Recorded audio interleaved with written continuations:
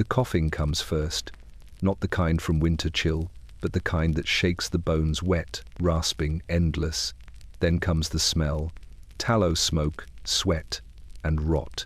London in the summer of plague, streets so narrow that breath itself feels trapped between the walls.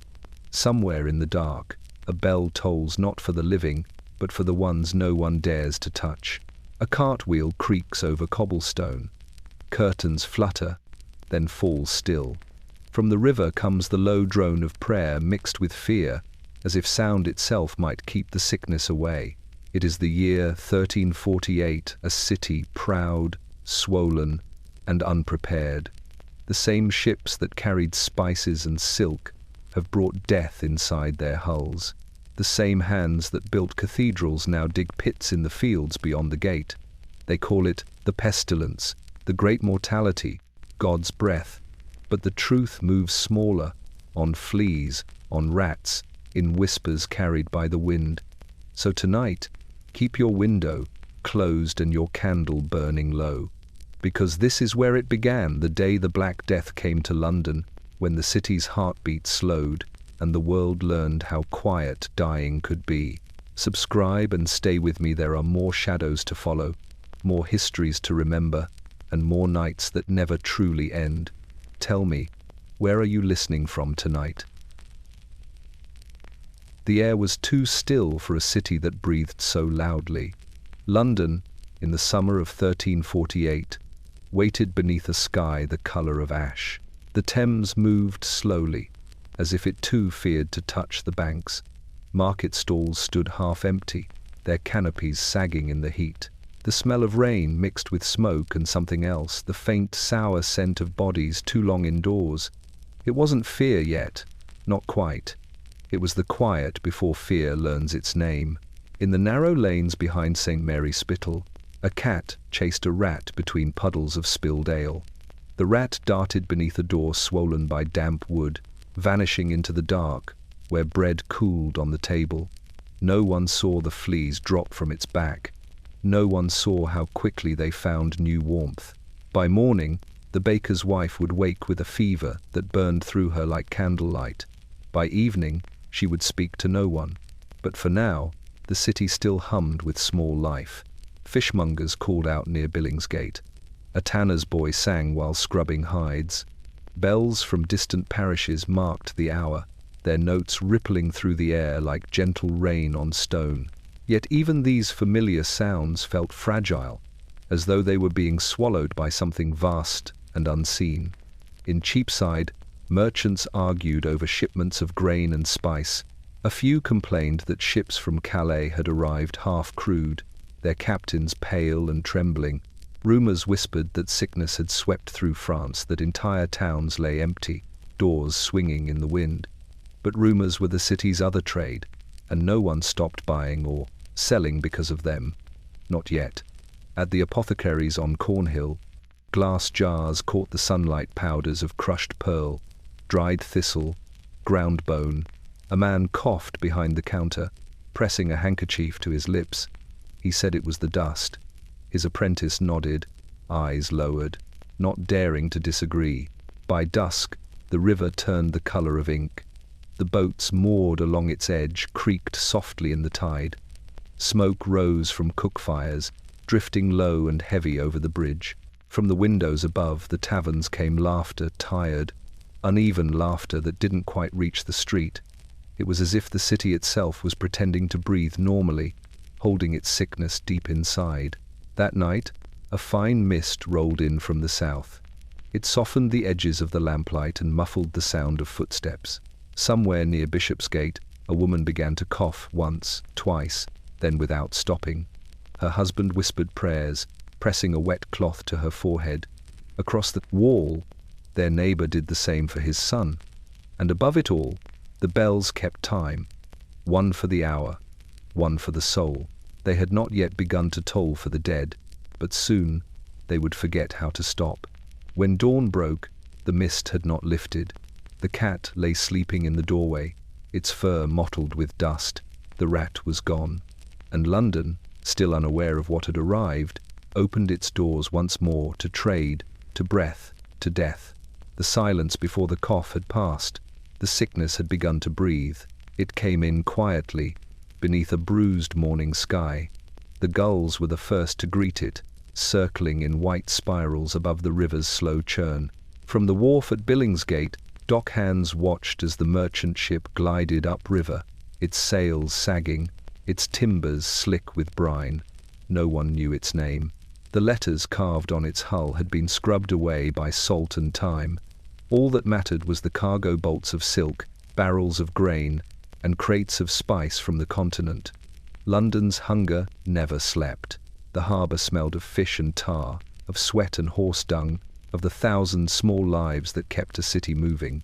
Yet there was something new in the air that morning, a sour, metallic scent like rain hitting hot iron. The sailors unloading the ship carried it with them. Their skin was pale, their lips cracked, and one of them coughed into the crook of his arm as he hefted a sack onto the pier. A dockmaster shouted at him to move faster. No one noticed the stain on his sleeve. By noon, the cargo had been divided and sent inland. The silks went to Lombard merchants, the grain to the bakers near St. Paul's, and the spices to apothecaries who sold hope by the ounce. The dockhands were paid in pennies and ale, and they drank it beneath the arches by the water, laughing with mouths that trembled. The ship's captain, a man from Rouen with eyes the colour of smoke, sat alone on deck. He hadn't slept in days. His crew was half what it had been when they left Calais, the others buried at sea, wrapped in canvas and prayer. He had stopped counting their number after the fourth day, when even the priest had begun to cough blood. The survivors spoke little now, as if silence itself might keep them safe. That night, fog rose from the Thames, swallowing the wharf in white. The ship creaked and settled, its ropes moaning against the wood. From below decks came a faint scratching. Rats in the hold, feasting on spilled grain. They darted through the darkness, their eyes bright as oil lamps, their fur alive with fleas that did not sleep. When the tide turned, the first of them scurried down the mooring rope and vanished into the city's labyrinth of alleys. At the customs house, a clerk made a note in his ledger. One vessel from Calais, cargo received, crew unwell. He signed it with a flourish, unaware that he was writing London's first record of its undoing. By morning, the fog had thinned, revealing a city that seemed almost peaceful. The bakeries filled the air with the smell of warm bread. Church bells called the faithful to prayer. Children ran along the docks, laughing at the gulls. The ship still floated by the pier, its flag drooping, its deck strangely quiet. When the dockmaster returned at midday, he found it empty. No crew, no captain. Only the sound of water slapping the hull and a single rope swaying in the wind. He spat over the edge and muttered about cowards who fled without paying their fees. Then he turned, away, not seeing the small trail of red drops leading from the gangway toward the street. By sunset, the rats had reached Cheapside. By dawn, the city's breath would begin to slow. It began with the sound of scratching, faint, persistent, almost like the ticking of a clock hidden inside the wood. Down by the docks, the fog still clung to the water, coiling between the beams and crates like smoke that refused to rise. The rope that bound the ship to the wharf had gone slack in the night, its fibers damp and fraying from the tide, and along that sagging line, something moved. A rat, black, slick, and restless, climbed from the ship's hull to the stone of the pier. It paused only once, sniffing the air. The city lay before it, steaming from rain, full of sound and scent, bread, ash, rotting fish, the sweet tang of tallow smoke. London had always been kind to rats. It gave them shelter, darkness, and endless crumbs to gnaw on. But this one carried more than hunger. Behind its eyes, inside the blood that pulsed through its veins, something smaller stirred, invisible, weightless, and waiting. It had crossed oceans on the backs of fleas, through straw, across timber, and now it had reached the heart of the greatest city in the world. The rat disappeared beneath a cart stacked with flour sacks and followed the smell of grain. Its paws were silent on the cobbles, its tail brushing through puddles that reflected a pale dawn sky. A boy at the wharf saw it dart past and threw a pebble, missing by inches. He laughed, not knowing he had just missed death. Through Fish Street, over the bridge, into the market lanes, it ran. The first flea dropped when it stopped to drink from a puddle. The second leapt as the rat brushed against a hound sleeping by a doorway. By the time it reached the alley behind a baker's shop, the city had already begun to breathe it in. Inside, the baker's wife was kneading dough. Her hands were white with flour, her cheeks flushed from the oven's heat. She didn't see the rat slip beneath the table, only felt a tickle on her ankle and brushed it away. The flea had already fed. That night, she felt the fever begin. Her husband thought it was the heat, told her to rest. By morning, the swelling had appeared small, round, tender, as a bruise beneath the arm. She whispered prayers and pressed vinegar-soaked cloths to her skin. The smell made her dizzy. Outside, the rat had vanished into the gutters, its work already done. The baker buried his wife behind the churchyard wall 2 days later, wrapped in linen and fear. The priest came to bless the grave, but stayed only long enough to mutter a single prayer before hurrying away. He had 3 more burials before dusk. By the end of the week, the rat was one of hundreds. They poured from ships, from warehouses, from drains that breathed warm air into the fog. No one counted them. No one looked closely enough to see the small dark shapes leaping from their fur.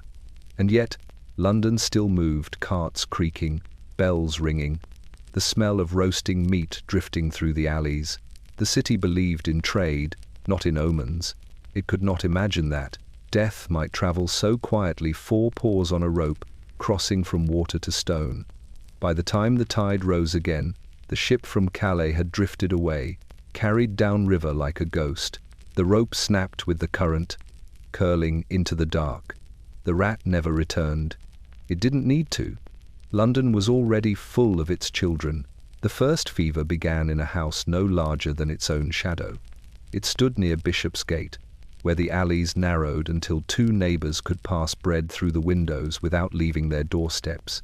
The air there was thick with smoke and washing steam, heavy with the breath of too many lives stacked too close together. The baker's house had smelled of warmth, once yeast, ash, and wood, but now the scent had turned sour, as though something beneath the floorboards had begun to rot. His wife lay on the bed near the hearth, murmuring nonsense through cracked lips. Her eyes moved beneath her lids, as if chasing some dream too large for her skull. The swelling beneath her arm had grown overnight, purple and hot to the touch. The baker sat beside her, pressing a wet cloth to her forehead and whispering words he no longer believed in. Outside, the dawn light pressed through the window like a pale, reluctant guest. By noon, her laughter began. It was soft at first, a child's giggle that spilled into the quiet like a misplaced melody, but it did not stop. It rolled higher and thinner until it broke into a cough that shook her entire frame. The baker's hands trembled as he held her down, begging her to breathe slower, to rest.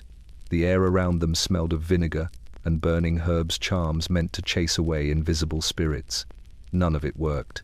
When the priest arrived that evening, he carried a bell and a candle. He sprinkled holy water across the room, muttering Latin through his sleeve.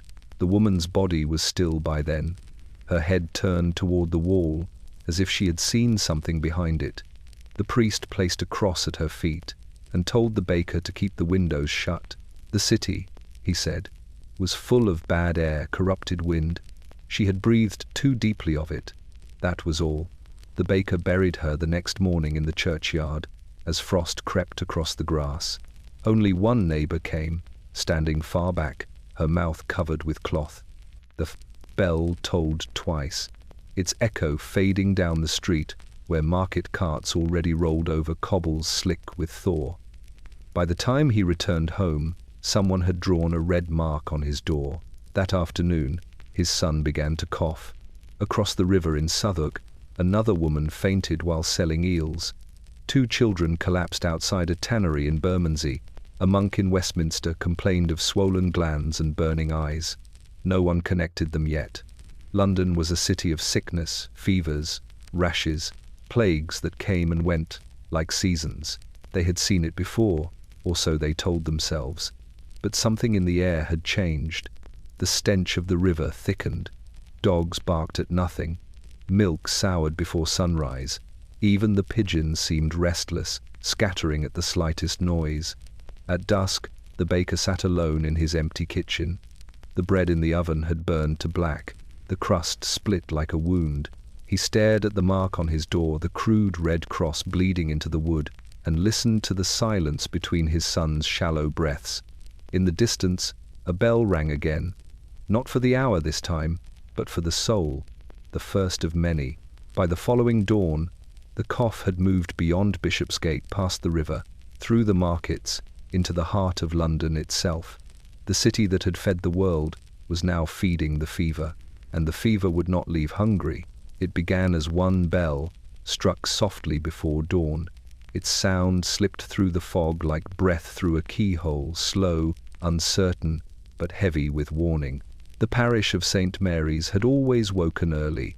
Its bells marked marriages, markets, and mornings since before memory. But on this day, the ring was different, duller, slower, and followed by silence too deep to ignore. By the time the second bell sounded, mist was crawling up the church steps. The verger, a thin man with hands stained by candle soot, pulled the rope alone. The other bell ringer, his friend of 20 years, had taken ill the night before, his neck swollen, his tongue blackened. They had sent for a priest, but none had come. So the verger did what he could.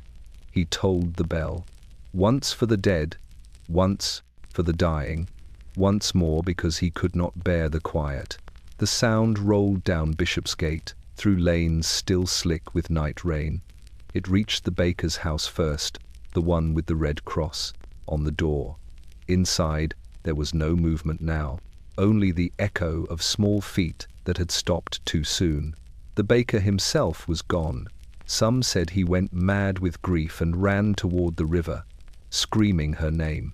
Across the street, shutters opened and closed in rhythm with the tolling. People whispered through cracks in their doors, asking how many were gone, how many yet to fall. A midwife swore it was a curse sent from France. A butcher claimed it came from the rats. A scholar in Lombard Street said it was the air corrupted by heat and sin. But none of them dared to walk towards St. Mary's to ask who the bell was for. By midday, the sound had changed. The second bell joined in, not harmony, but argument. The ropes frayed under strain, and the great bronze mouths clashed against the air in waves of grief. The verger's arms ached, his breath ragged, but he kept pulling, sweat soaking through his robes. Every clang felt like a heartbeat against the sky. He did not notice the trickle of blood from his nose, or how his hands began to tremble. In the churchyard, gravediggers worked without pause. The earth was wet and unwilling, clinging to their shovels. They dug deeper now, making room for more. Each time they stopped to rest, they could hear the coughs rising from the city like wind through reeds. By dusk, their eyes stung from lime dust and tears. They had dug 3 pits, and the verger had rung the bell for everyone. That night, when the last candle in the nave guttered out, the bells fell silent. The verger was found slumped beside the rope, his fingers locked around it, his skin pale as the wax that surrounded him. The priest who discovered him muttered a prayer and covered his face with a linen cloth. Then, without touching the rope again, he barred the church door from the outside. The next morning, the bells did not ring, but the sound still lingered in the air, in the cobblestones, in the hollow spaces behind every door. People of Bishopsgate swore they could still hear it when the wind turned, that low, endless hum between breaths. By then, the sickness had crossed into Cheapside. The markets had fallen quiet. The taverns locked their doors. Only the rats moved freely now, darting across the streets that smelled of ash and vinegar. And somewhere far off, beyond the fog and the river's slow bend, another bell began to ring. Fainter, further but unmistakably the same. London was learning a new kind of prayer. By the time the bells of St. Mary's fell silent, the physicians had begun to write. They wrote because that was all they could do, their pens scratching through the long hours while the air outside thickened with smoke and the smell of lime pits. Their ink was black and permanent, their pages crowded with faith disguised as reason. The plague was not yet named, but it was everywhere. In the breath that fogged a window, in the sweat that beaded on the brow, in the hush that followed every cough. In a study near Ludgate Hill, Dr. Matthew Grenner sat hunched over his manuscripts, the candle trembling in its wax pool. His shelves groaned beneath volumes of Galen and Avicenna, of humours and vapours, of balance and bile. He had spent his life learning how to explain death without fearing it. But now, even his words betrayed him. The illness did not fit inside any of his categories. It did not bleed, fester, or fade as sickness should. It consumed, quietly and entirely. He dipped his quill again, the feather trembling in his grip. On the page, he drew 4 circles: earth, air, fire, and water, and labelled them as the ancients had taught. Then he wrote corruption of the air beside them and underlined it twice. Outside, the city coughed. He heard it through the shutters, a chorus of invisible throats. Down the street, another physician opened his window to scatter herbs into the fog: rosemary, sage, and rue. The scent was meant to drive out miasma, but all it did was mingle with the stench of decay. His apprentice stood below, holding a brazier filled with burning juniper. Together they watched the smoke rise, believing that if it reached heaven, it might bargain for mercy. In Westminster, a royal surgeon presented his theory before the King's Council, that the sickness came from conjunctions of planets, a misalignment of the heavens themselves. He spoke of Saturn devouring Mars, of corrupted stars that sent poison into the air. The courtiers nodded, pale and trembling, as if the sky itself had betrayed them. When the surgeon finished, they sealed London's gates. No one would enter, no one would leave. But walls do not stop air, nor do stars obey parchment decrees. The city continued to breathe. Doctors prescribed what they could: vinegar to cleanse, leeches to balance, emerald dust for protection. Some carried posies of herbs at their throats, believing scent could save them. Others stuffed their mouths with coins of silver, hoping wealth could ward off the invisible. Dr. Green tried them all. He burned his clothes each night, washed his hands in rose water, and prayed beside the window he refused to open. Still, the smell crept in faint, sweet, and wrong. On the 4th night, his maid knocked softly and did not enter. He had stopped answering hours before. Inside, his candle had burned down to its final inch, wax spilling across his open books. His last note, scrawled in a shaking hand, read only, "The air itself has teeth." By dawn, his apprentice found him at his desk, head bowed as if in study. The ink had dried in the well. Outside, the smoke still drifted over Ludgate, carrying the scent of rosemary and ruin. Across London, other physicians wrote the same way, filling their books with theories, drawings, and prayers. They called it science, but what they wrote was fear. And by the time the last candle in Dr. Green's window went out, the sickness had already reached the royal court. London's learned men had named the plague a matter of balance, but balance was gone. The air had chosen its own order, and it was death that ruled it. On the southern edge of the city, where the wind carried the stench of the river and the cries of ferrymen through the fog, a new building rose hurriedly, crudely, and without blessing. They called it a pest house, though it was hardly more than a collection of planks hammered into shape by men too frightened to look one another in the eye. Its windows were small, its walls whitewashed with lime, its doors sealed with iron bolts that shut from the outside. It stood apart from the living, a place for those who coughed too long, who sweated through the night, who had nowhere else to die. The first cart arrived before sunrise. 2 men in leather cloaks lifted out a body wrapped in rough linen. The linen moved. One of them swore, but they carried it inside anyway. They had orders not to linger, leave them, lock it, burn it when full. Behind them, the city's mist crept through the trees, swallowing the path until only their footprints remained. Inside, the pest house was quiet.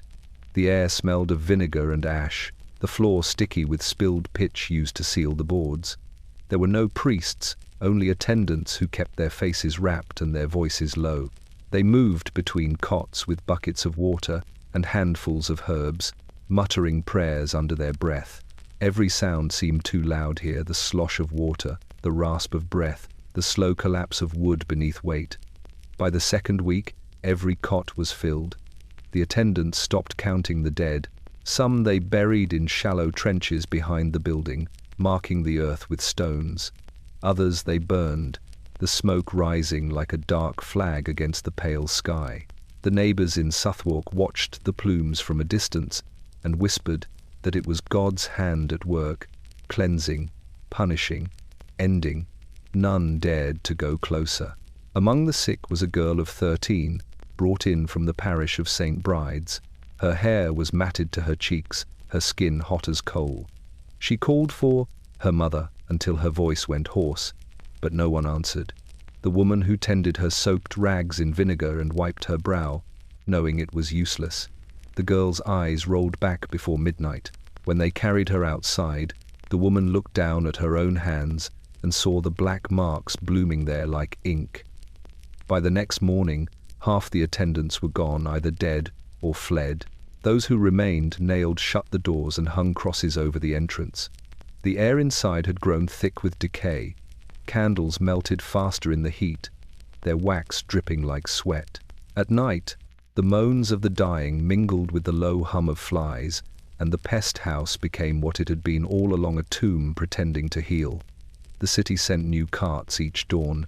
They came rattling down the dirt road, wheels cutting deep into mud, their drivers silent. No one ever looked inside. The attendants would drag the bodies through the door and close it again, careful not to touch the bolts with bare hands. By the end of the month, there were more corpses than beds. They stacked them along the walls, heads covered, faces forgotten.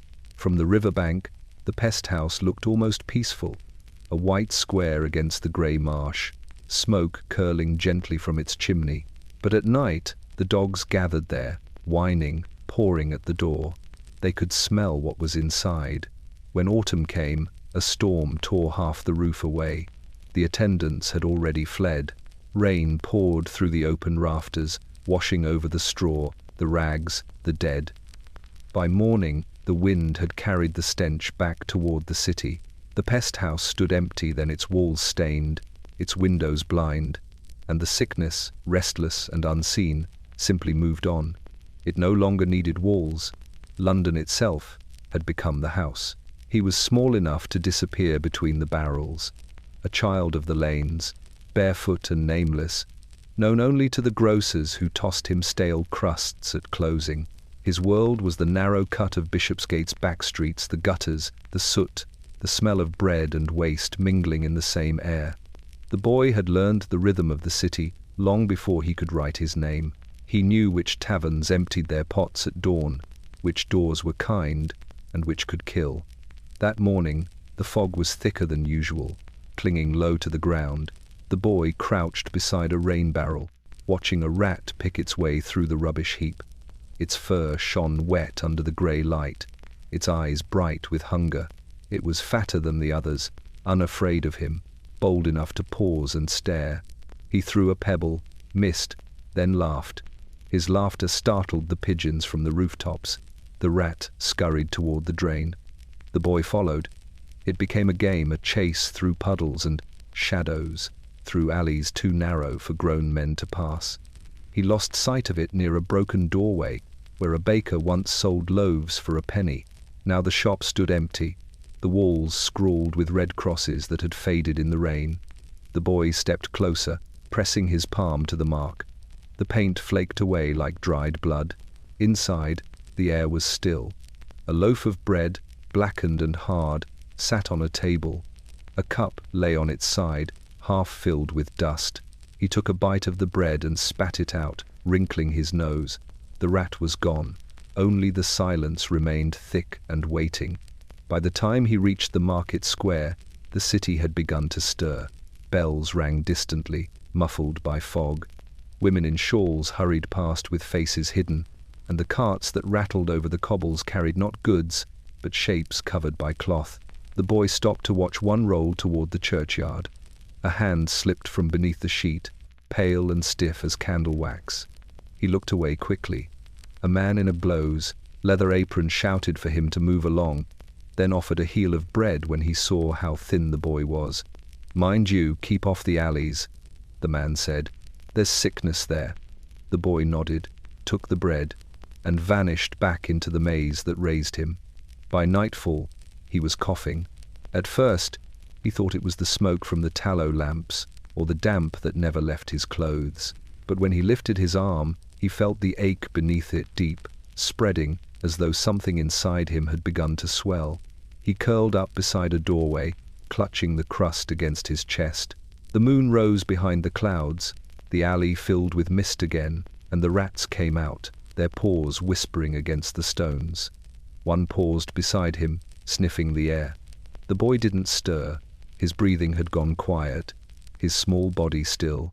When the dawn came, a watchman found him there, eyes half open, crumbs still in his hand.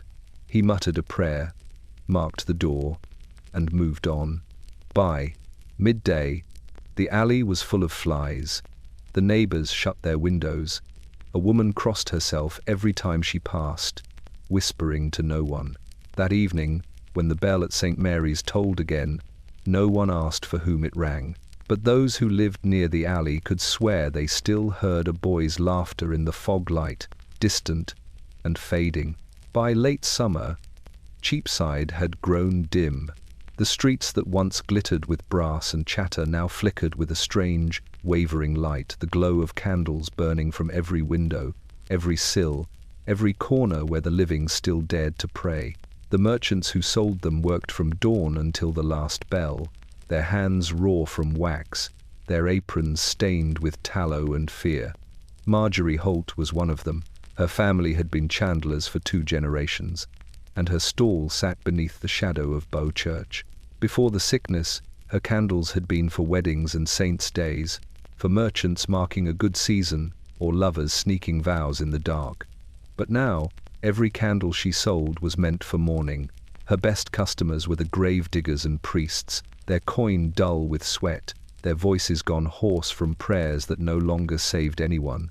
The air in Cheapside stung with smoke and vinegar. At every corner stood barrels of burning herbs, meant to purify the air. They did not. The scent of rosemary and decay mingled until no one could tell where one ended and the other began.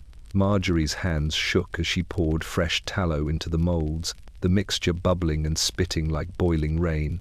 Her youngest son, Thomas, tied wicks beside her, his lips cracked from heat. "Keep the window shut," she told him. "The air kills faster than the fever." He nodded, though the room was already stifling. Sweat trickled down his neck. Outside, the carts rolled past again, the dead stacked beneath canvas, wheels creaking like bones. A man cried, "Bring out your dead," until his voice broke, then began again. Each time the sound passed, Marjorie pressed her palms to her ears. Still, the echo found its way through. When night came, Cheapside turned gold. Every house glowed with 100 small flames, as if the city had caught fire and was burning slowly from within. The candles flickered in windows where no movement stirred, lighting empty, rooms and faces that would not wake. Some believed the light kept the plague away. Others said it only helped the dead find their way home. Either way, no one dared let them go dark. Marjorie's son began to cough on a Thursday. By Friday, he was feverish. She placed lavender beneath his pillow, burned frankincense in the corner, and prayed until her knees ached. The next morning, he was gone. She found him cold, his hand still clutching a piece of wick. She buried him in the churchyard. Without a priest, there were none left to call. Then she returned to her stall and kept working. The candles had to be made. People still came, their faces hollow, their coins trembling in their hands. She no longer asked what they needed them for. The answer was always the same. One night, a storm swept through the city. The wind howled down the alleys, snapping shutters and toppling lanterns. The flames in Cheapside danced wildly, then one by one went out. When the storm passed, silence filled the third street. Only the faint smell of wax remained, melting into the cobblestones. The next morning, the market was empty. Stalls overturned, candles scattered like bones. Marjorie's door stood open, her moulds still half full. No one saw her again, but for nights afterward, passers-by swore that Cheapside glimmered faintly in the dark, a soft, wavering light where no candles burned, as if the city itself refused to forget the hands that tried to keep it lit. The messengers came late in the season, their horses thin, their cloaks stiff with mud. They rode from the north with faces hidden beneath hoods, carrying bundles sealed in wax and tied with twine blackened by travel. When they reached the gates of London, they found them half closed and guarded by men who no longer asked questions, only where the riders had come from and whether they had coughed along the way. The first letter arrived at the Guildhall before dawn. Its seal was broken by trembling hands and read aloud to the mayor and what few aldermen still remained in the city. The words were plain and cruel in their simplicity. York is gone. The bells toll night and day. The bishop lies in the crypt among his flock. No one tends the fires. The air itself stinks of death. There was no signature, only a smear of wax where a name might have been. A second letter followed by mid-morning, carried by a boy who claimed to have come from Lincoln. His voice cracked as he told them how the fields had turned to ash, how the roads were lined with crosses painted on doors. He said even the dogs would not bark anymore. The alderman gave him bread and coin, but he wept when they told him to stay the night. "I cannot," he said. "There is no night for me here." He was gone before sunset. In the chancery near Westminster, scribes copied each letter onto fresh parchment, though their ink blotched and ran from sweat. Couriers refused to ride beyond the city now, so the copies piled on tables, unread and unanswered. One clerk sealed them anyway, pressing the royal mark into soft wax, whispering to himself that answers must always be sent. He died 2 days later, his quill still in his hand. By the end of the week, a third messenger arrived, a woman this time, her cloak torn, her hair white with dust. She carried no letters, only stories. She said the plague had crossed the moors, that whole villages in Durham stood silent, their wells full of stones. She told them she had walked for 6 days without hearing a human voice, only the sound of the wind moving through empty houses. When she finished speaking, no one dared offer her shelter. They gave her water and watched as she drifted back into the fog like something unburied. The letters kept coming after that from Canterbury, from Oxford, from towns whose names blurred in the ink of panic. Each told the same tale in a different hand. Each smelled faintly of smoke. The councilman read them aloud until their voices broke, then stacked them in bundles and sealed them away. In the scriptorium of St. Paul's, one young monk gathered the discarded parchments and stitched them into a single volume. On its cover he wrote, "Epistolae Mortis," the letters of death. He did not live to finish it.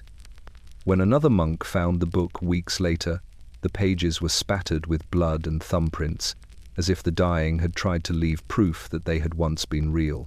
By the time winter came, no new letters arrived. The roads to the north were empty, the riders gone, their horses found grazing among the ruins of mileposts.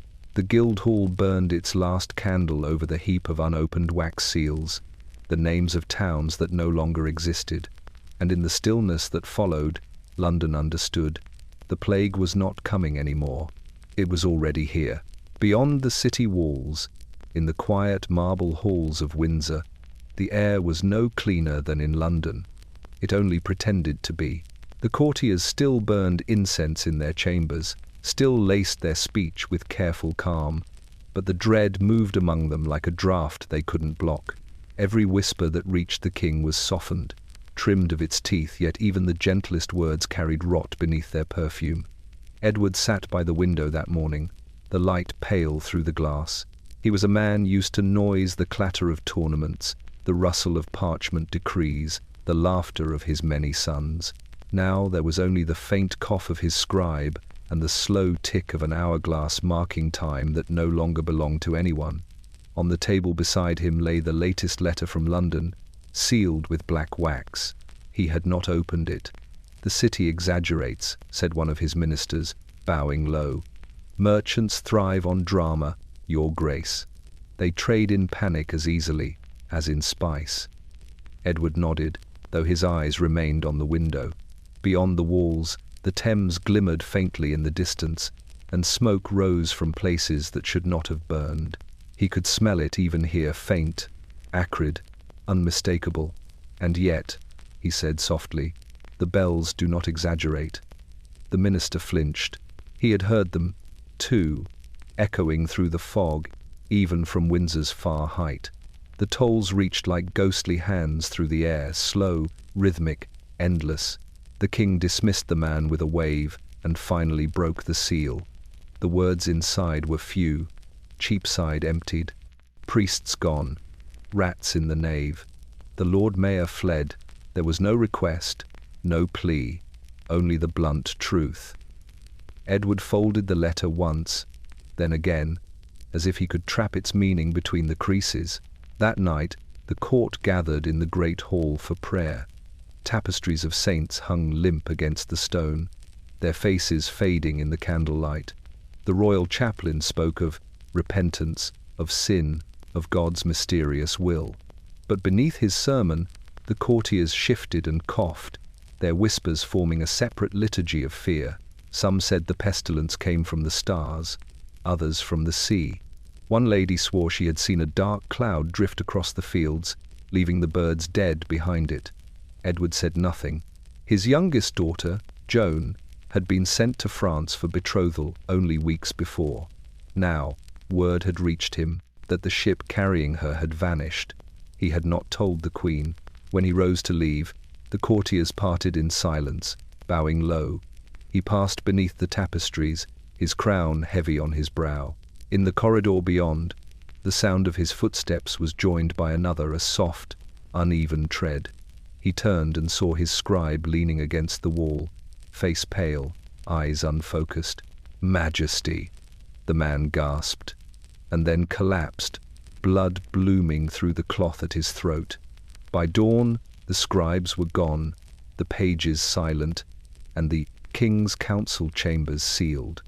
Edward moved through the corridors like a ghost, his orders unspoken, his letters unread. He no longer looked toward London. It had become a mirror he could not face. When a priest begged him to declare a national fast, he merely whispered, "Would God hear us now?" Outside, the bells still tolled. They carried over the river, over the walls, through the woods to Windsor's gates. The sound reached the king's chambers and stayed there, echoing long after the candles burned low. The chronicles would later write that Edward ruled through the plague, years in wisdom and faith. But those who served him remembered differently, remembered a man who stopped speaking altogether, who sat by the window each night, watching the horizon darken, listening to a city he could no longer save. They called it the King's Silence. And London, far below, kept ringing. The first procession moved through the city at dawn, not with trumpets or banners, but with smoke and song. A line of figures in grey robes wound their way through Bishopsgate, their bare feet dark with soot, their faces hidden beneath hoods marked with crude black crosses. They carried no relics, no relic of gold or bone, only handfuls of ash, which they scattered in the air as they passed. Each step left a ghost of dust upon the cobbles, a soft trail that the wind soon claimed. They called themselves the Brothers of Penitence. No one knew from where they had come. Some said France, where the dead were said to outnumber the living. Others swore they had risen straight from the graves they sought to bless. They walked two by two, singing psalms through cracked lips, the sound thin but haunting, like the echo of wind through a cathedral door left ajar. Their voices did not rise in triumph, but in exhaustion, the song of men trying to be heard by a heaven that no longer listened. Windows opened as they passed. Faces peeked from behind, shutters gaunt, pale, hollow-eyed. Mothers pressed their children to the glass, whispering prayers in languages older than their faith. When the brothers flung handfuls of ash against the walls, the watchers did not recoil. They leaned forward, letting the grey dust cling to their skin. It was said that the ash carried absolution, that those marked by it might be spared. It was said, too, that it carried the sickness itself. Still, the people reached for it. Behind the brothers came a cart drawn by a single mule. Upon it lay a wooden cross, carved from the beams of a burned house, wrapped in linen strips soaked in vinegar. A single candle burned at its base, flickering as the cart rolled unevenly over stones. Every few steps, the man leading the mule coughed into his sleeve. The brothers did not look back. At Cornhill, they stopped to kneel. The leader, a tall man with a chain of rosary beads wound tight around his wrist, struck his back with a knotted cord as he prayed. Each lash fell like a heartbeat. The others followed his rhythm strike, breath, prayer, until their robes grew dark and heavy with sweat and blood. Around them, the people joined in silence, falling to their knees in the mud. For a moment, the city seemed still, united in suffering. Then someone began to scream. A woman had collapsed near the church steps, her child wailing beside her. One of the brothers moved to lift her, but she was already gone, her body rigid, her mouth frozen mid-prayer. The crowd drew back. The procession broke its circle and continued forward, their chants rising louder now, desperate, as if to drown out the truth beneath their feet. By dusk, the ash covered the streets like grey snow. It clung to hair and lashes, to the corners of doorways, to the statues of saints who stared down from their alcoves with faces worn smooth by centuries of rain. The brothers disappeared one by one over the next few days, found lying in the same streets they had blessed. Their robes were gathered and burned, their ashes scattered over the river. Another offering, another plea. The procession did not return, but the city remembered. For weeks after, when the wind changed, the air still tasted faintly of soot and prayer. Some said the brothers' voices could still be heard at night, carried between the tolling of the bells, a whisper that sounded like mercy, or maybe just the wind repeating their song, "Lord, have mercy upon us." And though no one saw them again, London kept its ash. It fell into the river, mixed with blood and rain, and sank into the soil. Even now, beneath the city's stone, the dust still sleeps, waiting for the next prayer to disturb it. The shop stood at the corner of Bread Street and Friday Lane, its windows fogged from the inside with the breath of a dying city. Once, it had smelled of rosemary, camphor, and oil of lavender, clean, sharp, full of promise. Now the air inside was heavy and sweet, like flowers left too long in the sun. The shelves bowed beneath jars of coloured glass, crimson for crushed beetle, green for powdered malachite, amber for tinctures that shimmered faintly in the half-light. Dust lay thick on the labels, though the apothecary still polished them each morning, his hands shaking as he worked. His name was Tobias Kent, a man of learning once proud of his craft. In better times, he had prepared perfumes for noble women, balms for poets, and cures for sailors who came to him half-poisoned from foreign waters. But the world had turned since spring, and his shop had become a refuge for the desperate. They came at all hours, priests with trembling hands, mothers with fevered children, merchants who whispered through rags tied over their faces. All asked the same question: is there anything that works? He never lied to them. He simply said, there are things that might help, and sold what hope he had in glass. On the morning that changed him, a woman appeared at his door carrying a bundle wrapped in linen. Her eyes were red, her voice steady. She placed the bundle on the counter and unfolded it. Inside was a small boy, still breathing, his skin hot and marked with swelling. "He is all I have left," she whispered. Tobias reached for his pestle, pretending not to see her tears. He mixed quickly ground mint for the stomach, saffron for the heart, vinegar to cleanse the air. He poured the liquid into a bottle and pressed it into her hand. "Keep him cool," he said. "Burn what he touches." She thanked him and left without looking back. He stood in the doorway long after she had gone, the sound of her footsteps fading into the fog. By evening, the bottle was returned empty, wet, wrapped in a scrap of the same linen. No note, no words, only the silence that followed her son home. After that, Tobias stopped sleeping. He worked by candlelight, scribbling new formulas into the margins of his ledger, trying to trap salvation in ink. When the air grew too foul to breathe, he crushed rose petals and hung them in bags from the rafters. He convinced himself the scent kept the sickness away. His apprentice, a pale boy named John, disagreed. "It smells like graves," he said quietly one night. "It smells like trying too hard." Tobias sent him home. The boy did not return. Days blurred into nights. People still came, but fewer each time. Some left with bottles clutched to their chests. Others left without speaking, as if the act of asking had already been enough. Outside, the bells never stopped. Inside, the apothecary counted each toll as if measuring doses. When they found him weeks later, the candles had burned down to wax puddles. His body sat upright behind the counter, his hands folded over an open page. The window beside him had cracked from the heat of the flame, letting in the city's grey air. On the page was a single line written in an unsteady hand.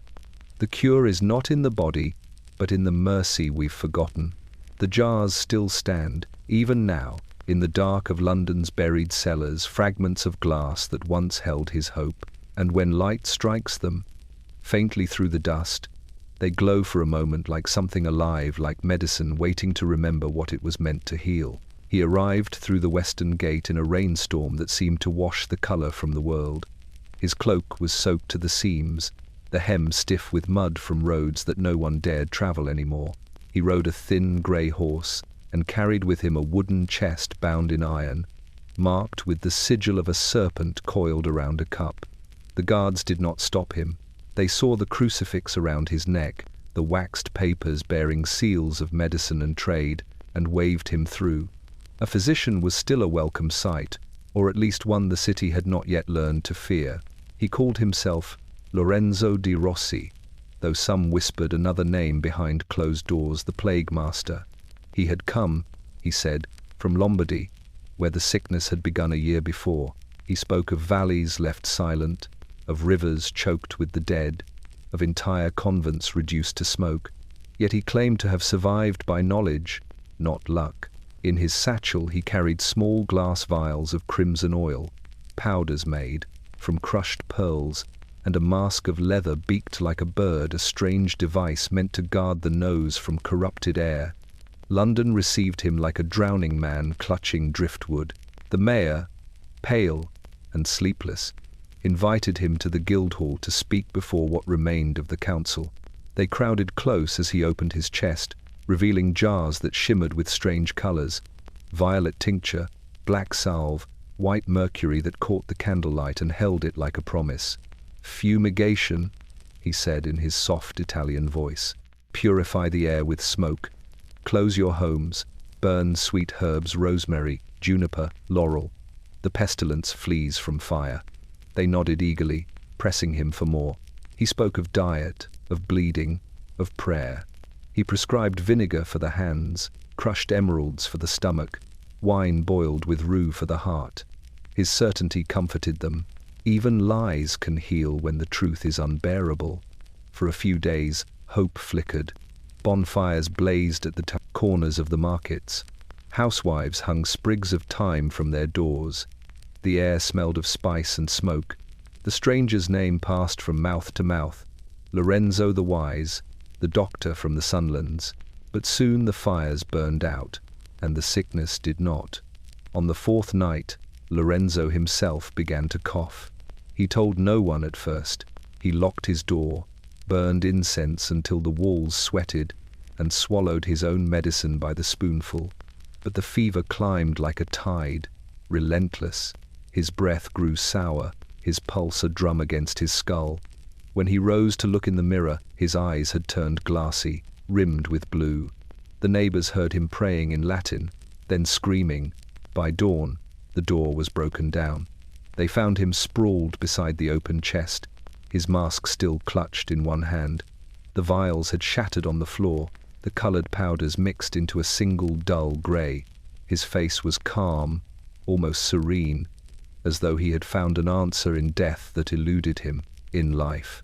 The mayor ordered the body burned with his possessions, though the smoke carried an odd scent, part perfume, part poison. People whispered that the plague had taken back its own messenger. Others said he had not come to cure the city but to measure its fall. Afterward, no one touched his name again. The ash from his fire drifted over the rooftops, settling on the windows of Cheapside, mingling with the dust of candles and prayers, and somewhere beyond the city, perhaps in Lombardy itself, another stranger would soon claim to know the cure. But in London, the people had learned their lesson. No man, not even one from the Sunlands, could bargain with the breath of death. It needed no master, no cure. It had already found its home. The river was the city's oldest witness.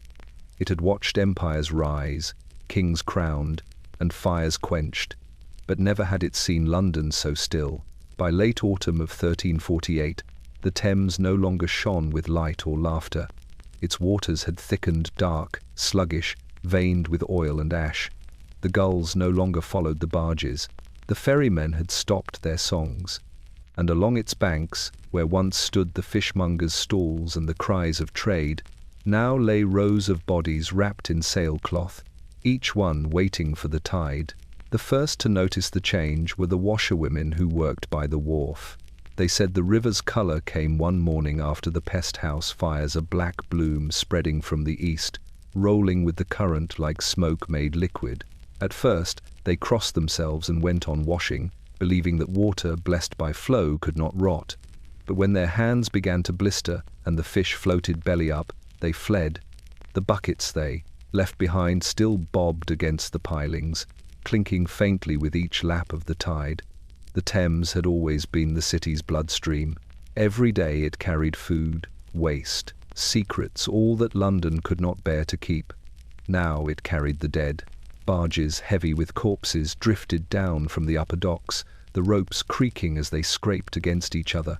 The men who guided them wore masks soaked in vinegar, their eyes red from smoke. They worked silently, pushing the boats out toward the deeper water, where priests stood on the banks, raising their hands in blessing before the bodies slipped beneath the surface. No bells rang for these. The river became their church, its current their only prayer. By night, the water glowed faintly under the moon, a sheen of oil, a shimmer of something unholy. The stench reached the windows of the bridge, where even the merchants had stopped lighting candles. Some said the river had turned black with plague, that its depths now boiled, with invisible spirits, each wave carrying the breath of the dead. Others swore they saw faces in the ripples, pale and reaching, calling out for the shore. In the small hours, when the fog rolled in from the east, the sound of the river changed. It no longer lapped or whispered, it groaned, a low, endless moan against the embankments, as though mourning what it had swallowed. Those few who still lived near the water learned to keep their shutters closed, for fear the mist would crawl inside and take their breath as it had taken theirs. And yet, despite its darkness, the Thames continued to move. Even as the city choked above it, it flowed faithfully beneath London Bridge, through the arches slick with soot and algae, past the silent mills and the abandoned ferries. It carried away what the living could not bear to bury, sweeping it out toward the sea where it would vanish into salt and distance. When the rains came, the river rose, spilling over its banks, flooding the low streets. Water mingled with blood, ash, and refuse until the cobbles glistened black. The people called it God's judgment, a cleansing flood sent too late. In one account written by a monk who survived the season, he described standing on the steps of St. Magnus and watching the tide carry off an entire cart of corpses, the wheels turning slowly as it sank. It was, he wrote, as though London herself were trying to drown her memory. By winter, the river froze along its edges, trapping bits of straw, feathers, and bones beneath the ice. The blackness remained, a stain that would not lift. The ferryman said it had a taste now bitter, like iron and sorrow. The Thames had been London's lifeblood. Now it was her grave. By winter, the red paint had become the city's new heraldry. It bloomed on door after door, crude, uneven crosses drawn by shaking hands. Some were neat, careful strokes made by priests or aldermen. Others were smudges, fingerprints dragged through the dripping pigment by children who did not yet understand what it meant. To pass through London, then, was to walk a corridor of warning, every street a litany of the condemned. The painter was an old man named Abel Hart, once a glazier by trade. His eyesight was failing, and the cold made his hands stiff, but the city had need of his steadiness. He was paid by the parish to mark the homes of the infected, a small pouch of coins, a pot of red pigment, a brush. It was, he told himself, honest work that might keep others safe. Still, each time he dipped the brush, he prayed for forgiveness. He began at dawn, when the fog was thickest. The watchman led him from house to house, calling out the numbers of the dead. He would listen for a moment. The way the air sounded behind each door, the muffled cough, the creak of a bed frame, or the silence that followed both. Then he would raise his brush, one stroke down, one stroke across. Sometimes, when the paint froze mid-air, he'd breathe on the bristles to soften them. The cross always shone brightest for a moment before the frost dulled its edges. Behind some doors, voices pleaded through the wood. "Not us, not yet. We are only weak from hunger." Abel never answered. The order was the order. He marked and moved on. By evening, his hands were stained to the wrists. The pigment would not wash off. Even when he slept, he smelled it iron and vinegar, sharp as blood. He dreamed of doors without walls, of endless corridors stretching through fog, every one marked with the same red wound. One afternoon, he reached his own street. A watchman stood waiting by the end of it, his face hidden by a rag. Abel's heart began to drum. He walked slower, counting the houses he had known for 40 years, the cooper's shop, the tailor's, the small window where his wife once sold thread. When the watchman pointed to his own door, Abel did not move. "It's orders," the man said quietly. "Your apprentice. The boy coughed last night." Abel nodded. He dipped his brush, his hand trembling, and drew the mark himself. The paint ran down the wood like blood down a sleeve. He did not enter the house. Instead, he walked to the end of the street and watched the light fade behind his windows. He could hear the faint sound of the boy coughing within, then silence. That night, snow began to fall, a thin, dirty snow that covered the rooftops and softened the sharp corners of the city. In the moonlight, the crosses glowed faintly through the frost, as if still burning. By morning, the wind had stripped away the snow, but the red marks remained, bright and wet-looking against the pale wood. Weeks later, when the frost finally broke, the city wardens painted over the doors with lime.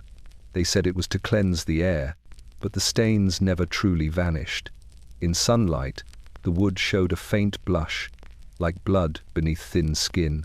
Abel's house stood empty after that.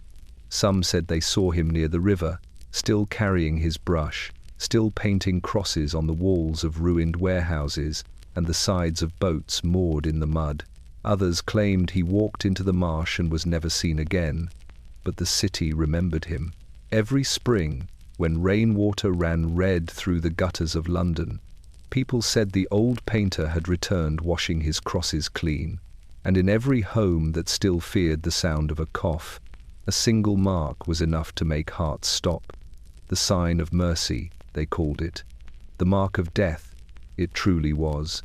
He walked alone through streets that no longer had names.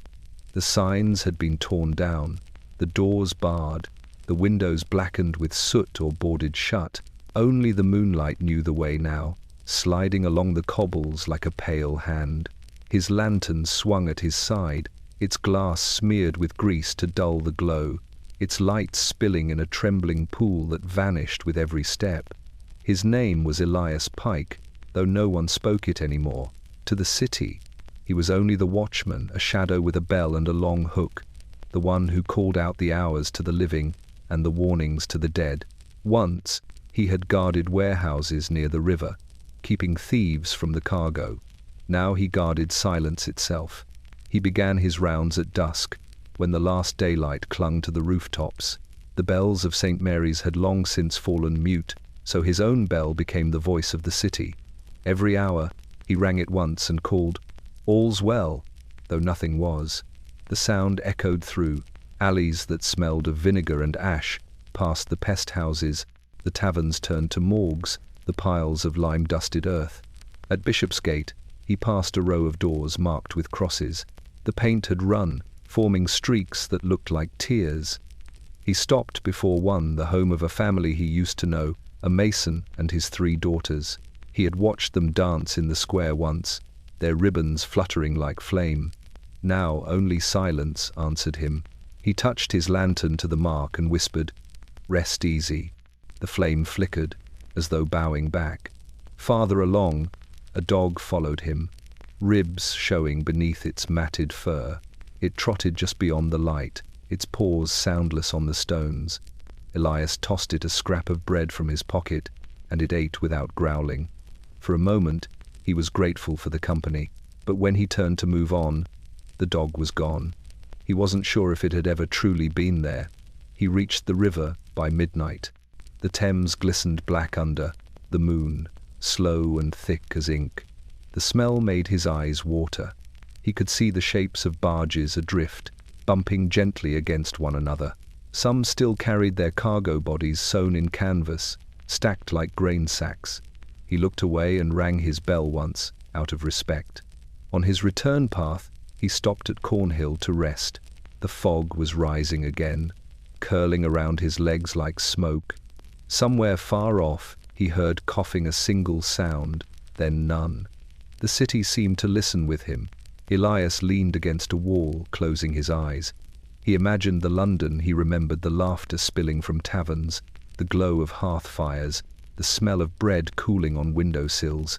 It all felt like another lifetime's dream. When the wind shifted, it brought with it the faint hum of a voice, a lullaby, half sung, half sobbed.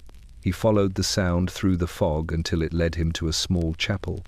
Inside, a woman knelt before the altar, cradling something in her arms wrapped in cloth. Her lips moved without sound.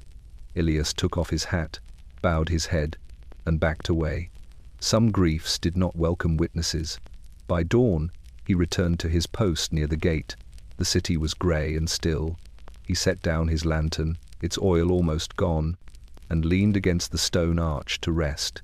The wind carried the faint chime of distant bells, not from London, but from somewhere beyond, across the fields.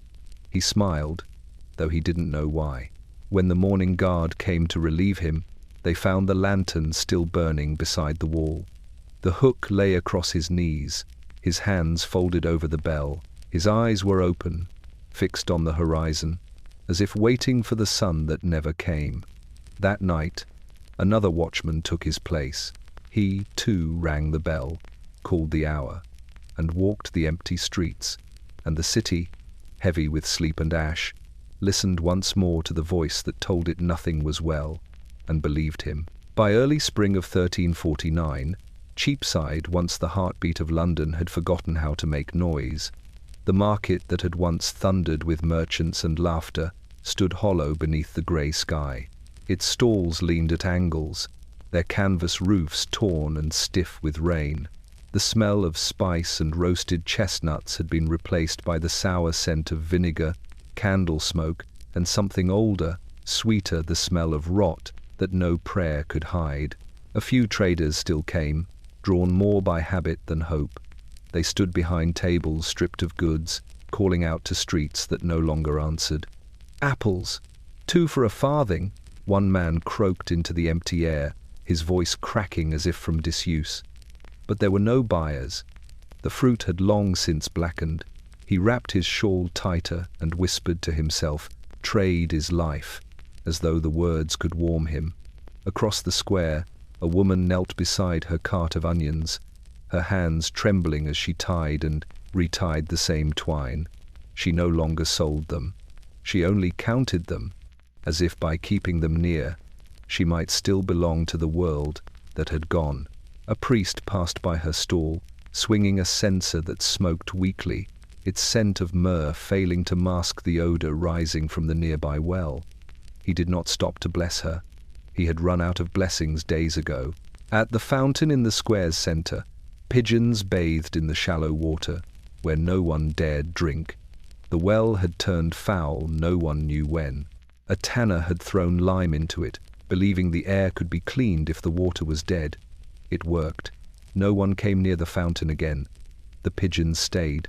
They did not know fear, only hunger.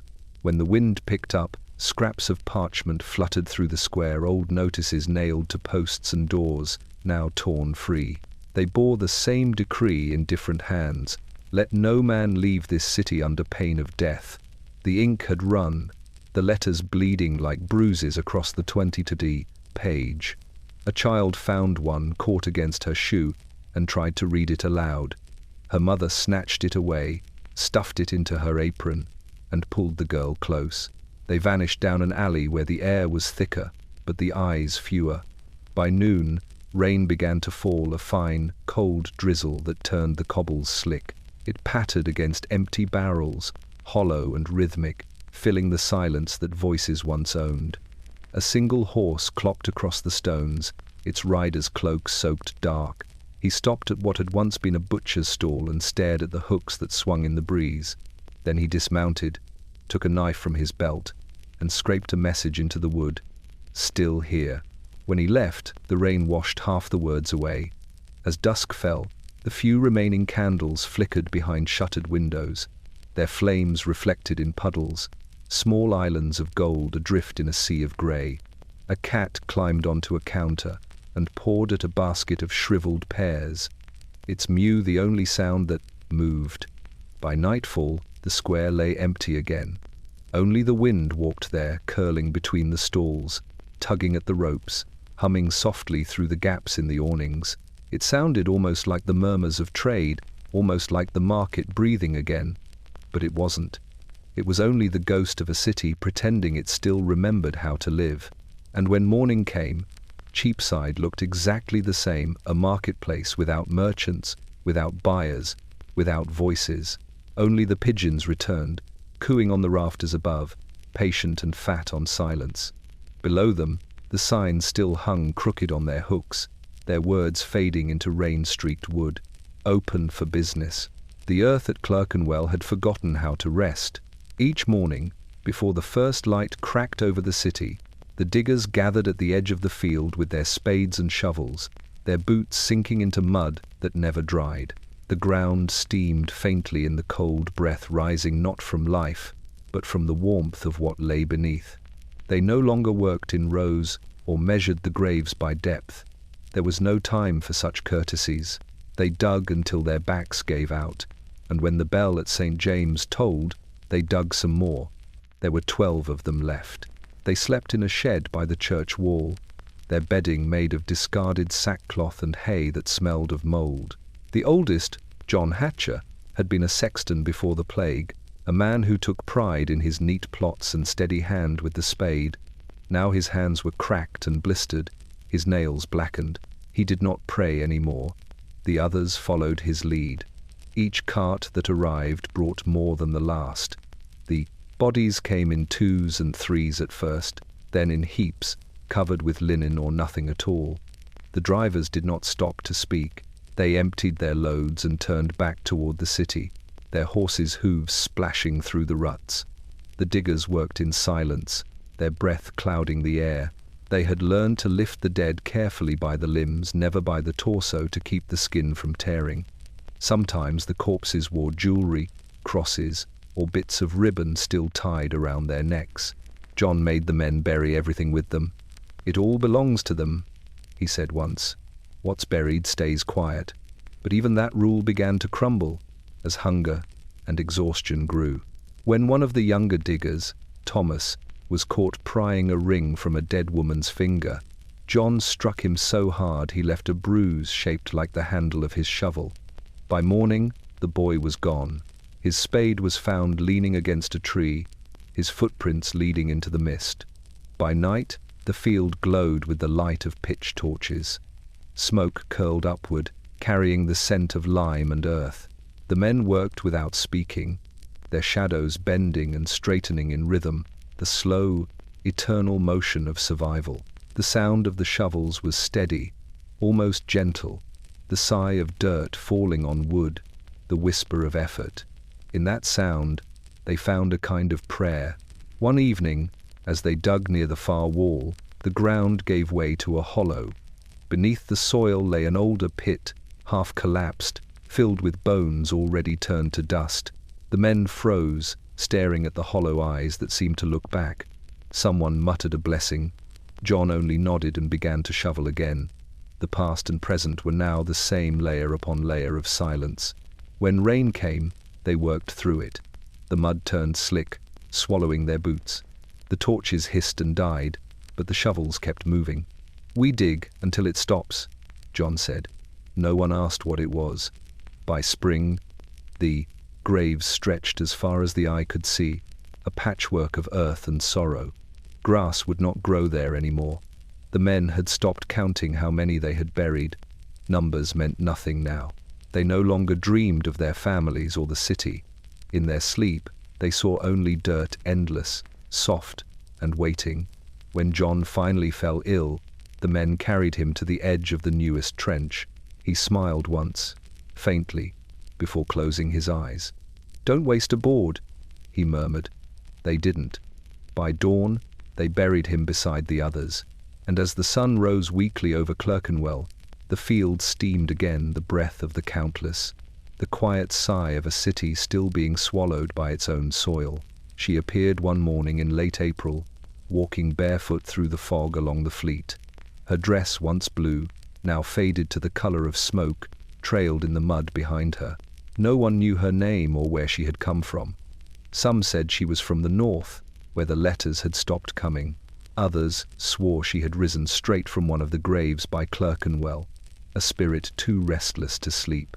But she was flesh and breath, thin as a reed, her hair tangled like seaweed, and in her hand she held a sprig of lavender. She moved through the silent streets like a ghost that hadn't yet learned it was one, past the bakeries that no longer baked, past the tanneries with their vats of still water. The city's sounds had vanished weeks ago, no barrows creaking, no bells, no laughter. Only the crows remained, perched on rooftops, black against a sky the color of pewter.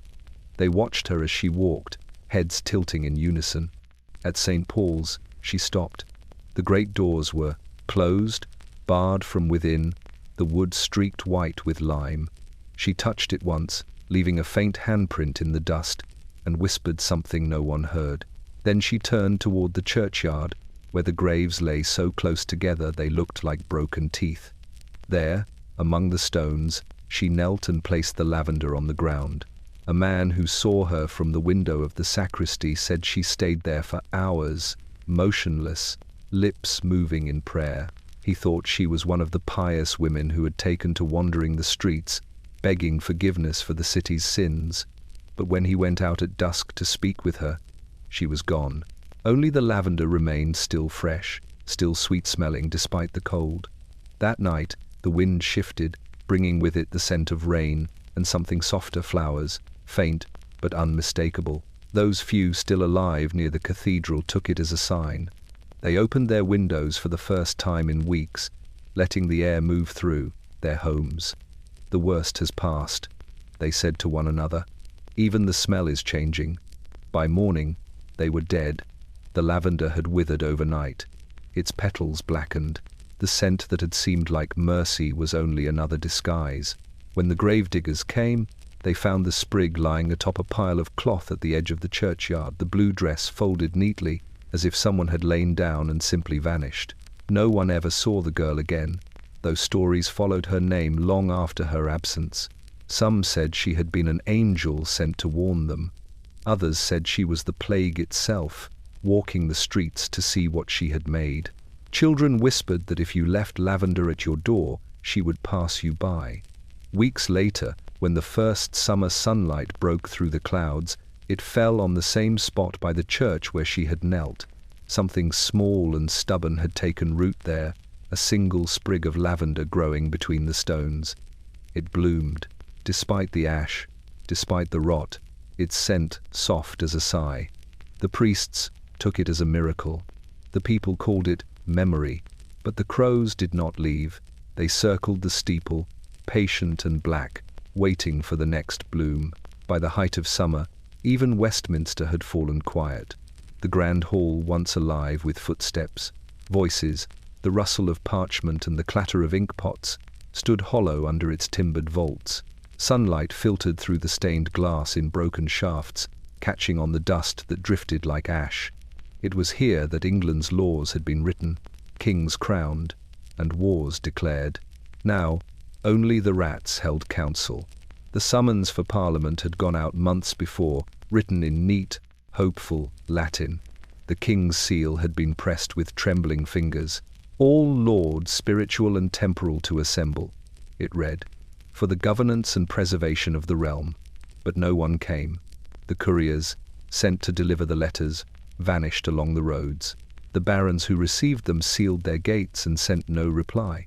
Even the priests, once eager to speak for God in matters of man, stayed behind their monastery walls, lighting candles for the souls of the dead, rather than the fate of the living. In early June, a handful of clerks still kept their desks by habit. They dusted the benches, trimmed the quills, opened the shutters to let in the weak air. One by one, they stopped coming. The last of them, a thin man named William Allard, stayed because he could not imagine the hall without the sound of writing. He wrote to no one notes, records, the daily weather.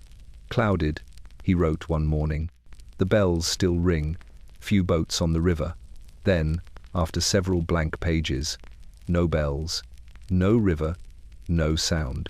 A week later, he left his desk and walked the length of the hall, the echo of his boots chasing itself back through time.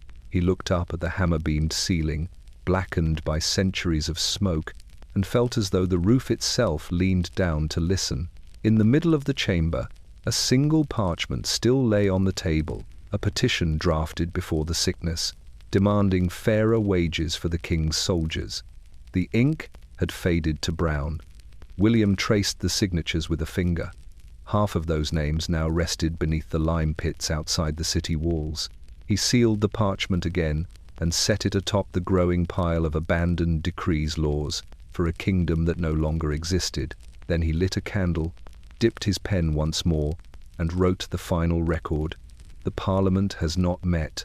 The members are either dead or fled. The kingdom breathes without counsel. The law now lies in God's hands. He placed the page among the rest and folded his hands in his lap. The next morning, the wind blew the doors open. Pigeons flew in, their wings scattering dust over the benches. Rain followed, dripping from the rafters, soaking the ink, turning the words to a blur of black streaks. Outside, the river groaned against the piers. Inside, the hall filled with silence deeper than any prayer. Weeks later, when the soldiers finally came to guard the crown's treasures, they found William seated at his desk. The candle burned to its end. His quill was still in his hand, the ink dried mid-stroke. The record remained where he had left it, the last entry in the kingdom's book. The Parliament never met. The words stood alone, stark and final, beneath the royal crest. The men who read them said nothing. They closed the ledger, blew out the last candle, and barred the doors behind them. For centuries after, when the wind rose over Westminster, the guards swore they could hear a faint scratching sound within a quill still moving in the dark, writing laws for ghosts. The first spark came from a lantern knocked over in haste. No one saw it happen, only the flash against the fog, a brief golden bloom swallowed by the grey. It might have ended there, if not for the wind. The spring winds that year had been strange, hot one hour, cold the next, moving like something alive. It found the flame, coaxed it, and sent it crawling along the straw that lined the street. By the time the watchman at the gate smelled smoke, Bishopsgate was already burning. At first, people thought it was mercy. Fire was supposed to cleanse, to scourge the air of the corruption that had choked it since the pestilence began. The priests had said as much. Smoke drives out the poison. So when the blaze climbed the walls of the empty houses, they did not run. They stood in doorways watching the orange light paint their faces, whispering that perhaps this was how God meant to save them. But the fire was hungry. It ate roofs and shutters, crawled up beams and into lofts, sucking the air from every corner. When it reached the old apothecary's shop, the jars exploded one by one, green, blue, crimson, flinging their fumes into the wind. The scent of burned herbs filled the street. Rosemary, vinegar, camphor, rose oil. It was beautiful, for a moment, like incense in a cathedral. Then came the crack of falling wood, and the city remembered to be afraid. The bells rang for the first time in weeks, their dull clangs struggling against the roar. From the walls of the churchyard, the gravediggers watched embers drift like red snow over the graves they had dug. One crossed himself, another simply stared, too tired for faith. The wind carried the ash toward the river, where it mingled with the black water until both looked the same. Men formed bucket lines, though most of them had no strength left to carry.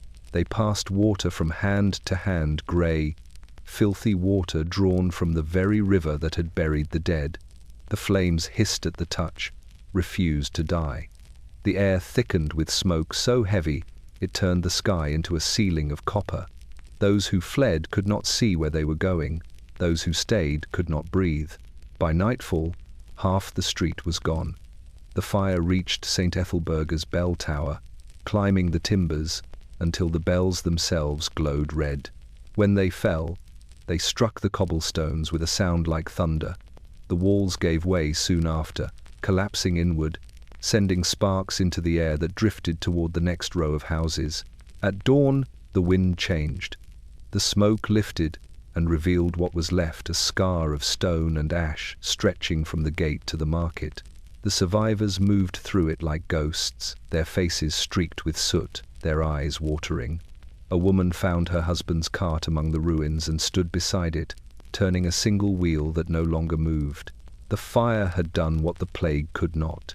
It emptied Bishopsgate of the living.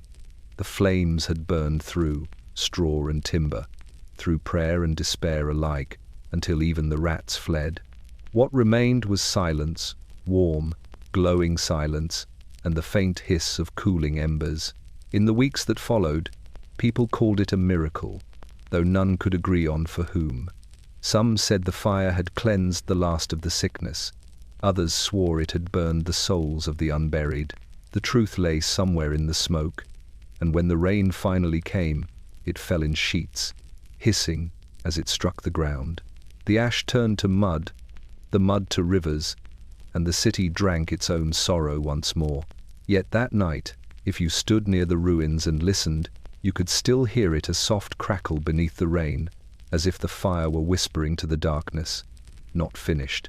By midsummer, London's grandest hall, where kings once dined and aldermen drank to the health of the realm, stood hollow but for the echo of its own emptiness. The Guildhall had survived the fire and the fever, but not the forgetting.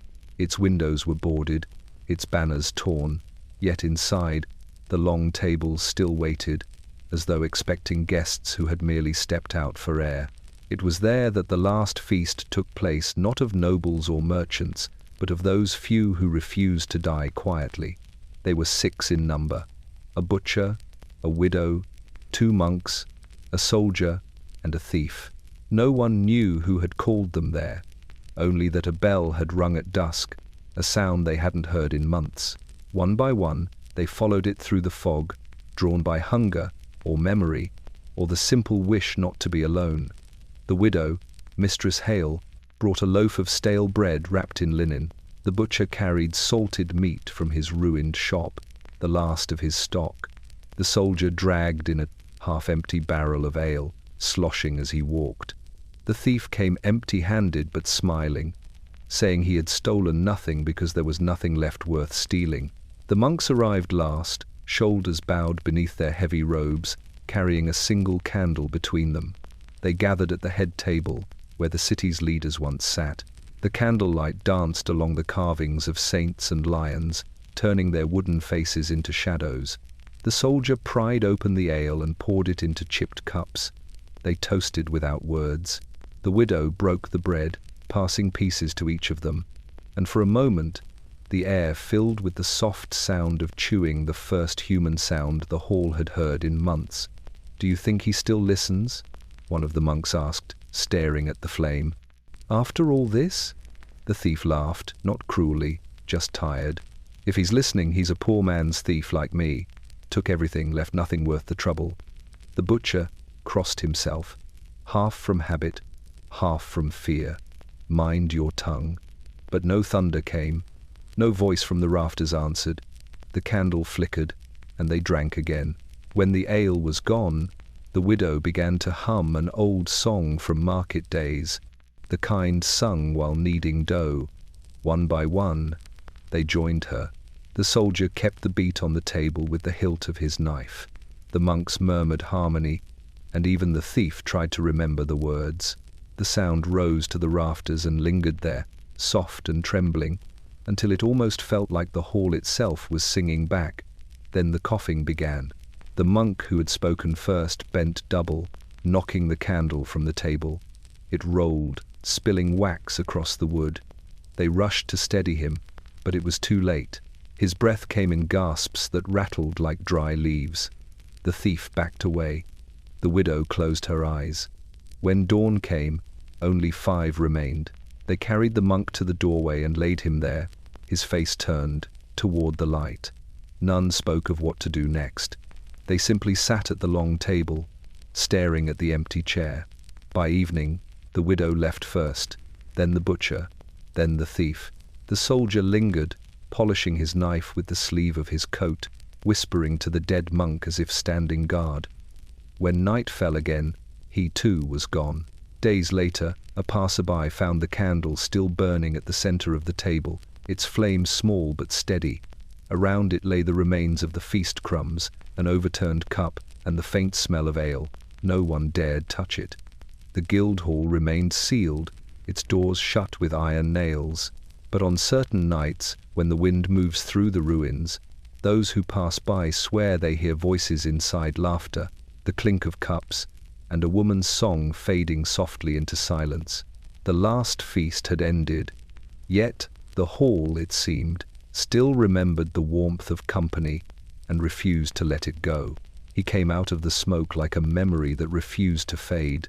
No one remembered hiring him, yet there he was, a thin man in a tattered coat the color of ash, carrying a wicker cage that rattled with every step. His hat brim hung low over his eyes, and a pipe of bone dangled from his lips. The tune he played was not cheerful, not mournful either, just a slow, circling melody that wound through the empty streets like a thread, pulling behind it the smallest of followers. At first, only 1 or 2 rats emerged from the shadows, creeping toward the sound. Then a dozen, then 100. They poured from the cracks in the walls, from the drains, from beneath the piles of ash and straw left by the fires. Their bodies shimmered black in the half-light, their eyes reflecting the lantern's flame like drops of ink. The rat-catcher walked steadily ahead, never looking back, the cage swinging at his side. His song echoed off the stone and carried all the way to the river.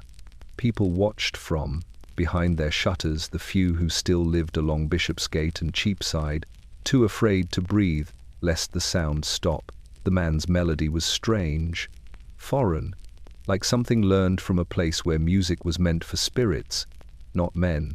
Some swore the tune wasn't coming from the pipe at all, but from the air itself, from the wind that curled around his feet, humming as he moved.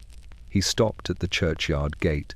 The rats gathered there in a black tide, squirming, squealing, pressing against one another until the earth itself seemed to ripple. The rat-catcher tapped his pipe once against the gatepost, and the sound broke the air like glass. Then he opened the cage. What happened next, no one could explain.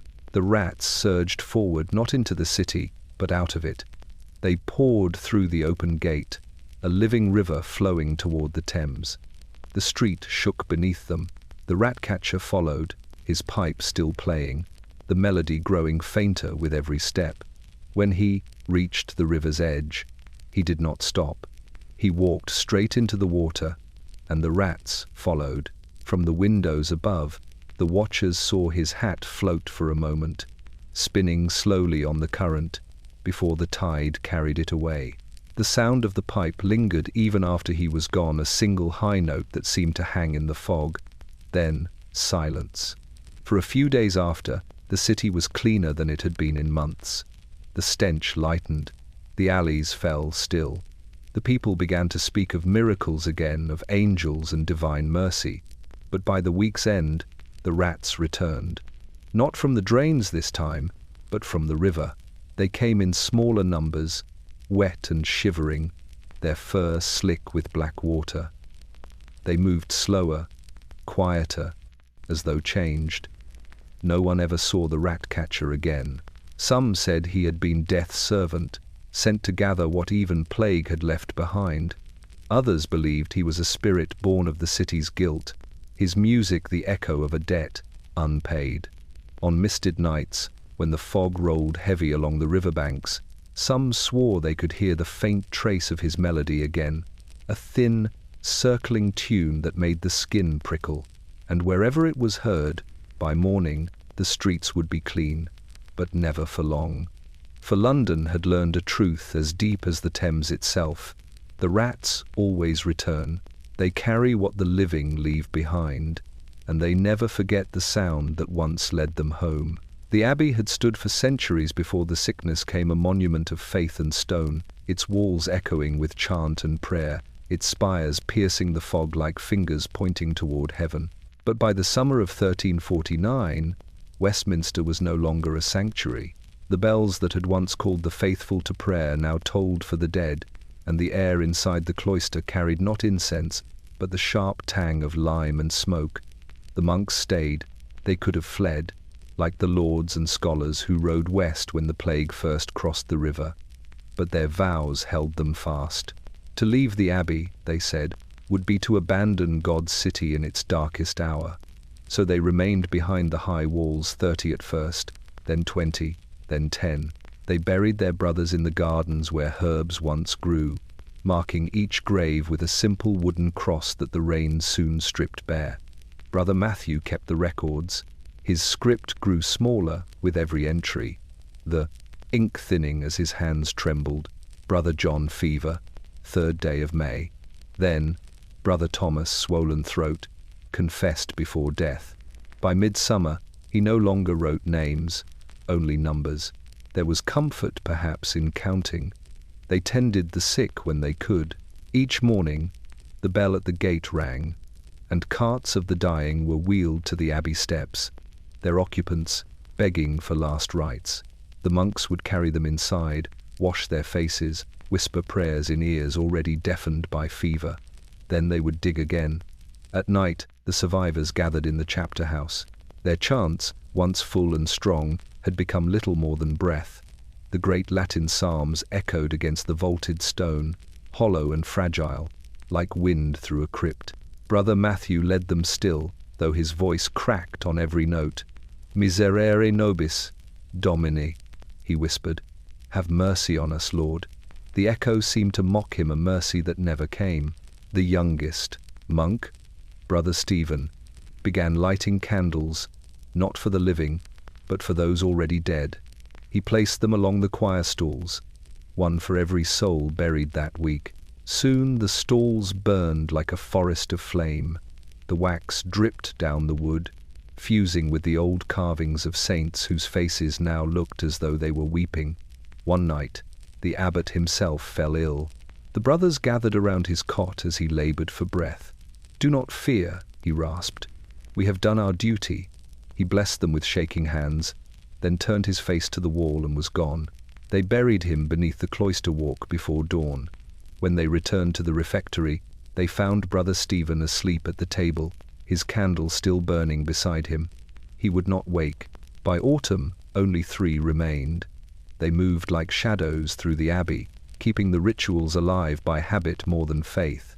The bell still tolled each evening, though no one came to hear it, And when the last of them, Brother Matthew, finally laid down his quill, he did not write an ending. He simply closed the book and left it open on the altar.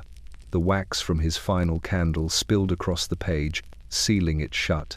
When the plague at last loosened its grip on London, travellers found the abbey doors unbarred. Inside, they discovered rows of extinguished candles and a silence so deep it seemed to hum. The records were untouched, the ink still dark. No one knew who had written the last words in the margin, faint, almost hidden beneath the wax. "We are not gone. We are waiting for the bell." And, on certain nights, when the wind sweeps down the Thames and the moonlight falls through the abbey's windows, the silence breaks, not with voices, but with chant, low and unending, like breath trapped in stone. By the time the Black Death had settled into the heart of the city, the inns along Fleet Street had grown silent. The fires that once roared in the hearths were reduced to cold ashes, the scent of cooking meat replaced by the acrid tang of smoke and decay. The timbered buildings leaned toward one another as if in fear, their upper stories sagging beneath the weight of months without care. Doors hung ajar, swinging in the wind, creaking against the cobbles with a sound more mournful than any bell. The first innkeeper to succumb had been old Master Giles, a man with hands thick from kneading dough and stirring pots. He had prided himself on serving the best ale and the most succulent pies in all of Fleet Street. But when the sickness reached him, he became too weak to lift the ladle, too tired to close the shutters. He died in his chair, leaning forward onto the counter, a half-eaten loaf pressed to his chest. When his apprentice found him, the rats had already begun to explore the lost room. The next to follow were patrons, travellers who had stopped for warmth, for food, for a brief respite from the city's growing chill, were found sprawled across benches or curled beneath tables. Some were covered in cloth, others left exposed, their mouths frozen in silent screams. The windows, once lit with golden candlelight, glowed dimly from the flames of lanterns that no one tended. When the fires died, so too did the life inside. By the third week, all but a handful of inns were deserted. Doors were locked from the outside, bolts hammered into place, and signs swung uselessly in the wind. Those few who remained were too afraid to serve, too afraid to speak. One inn, the Bell's Rest, kept its doors open only to store supplies: a heap of stale bread, barrels of ale, and blankets that smelled of mould and ash. The innkeeper there, a thin woman named Margaret, slept beside the hearth, never removing her shawl even in the heat of the day. When travellers passed through the street, they paused at the empty thresholds. They peered inside at tables stacked with dust and chairs toppled over.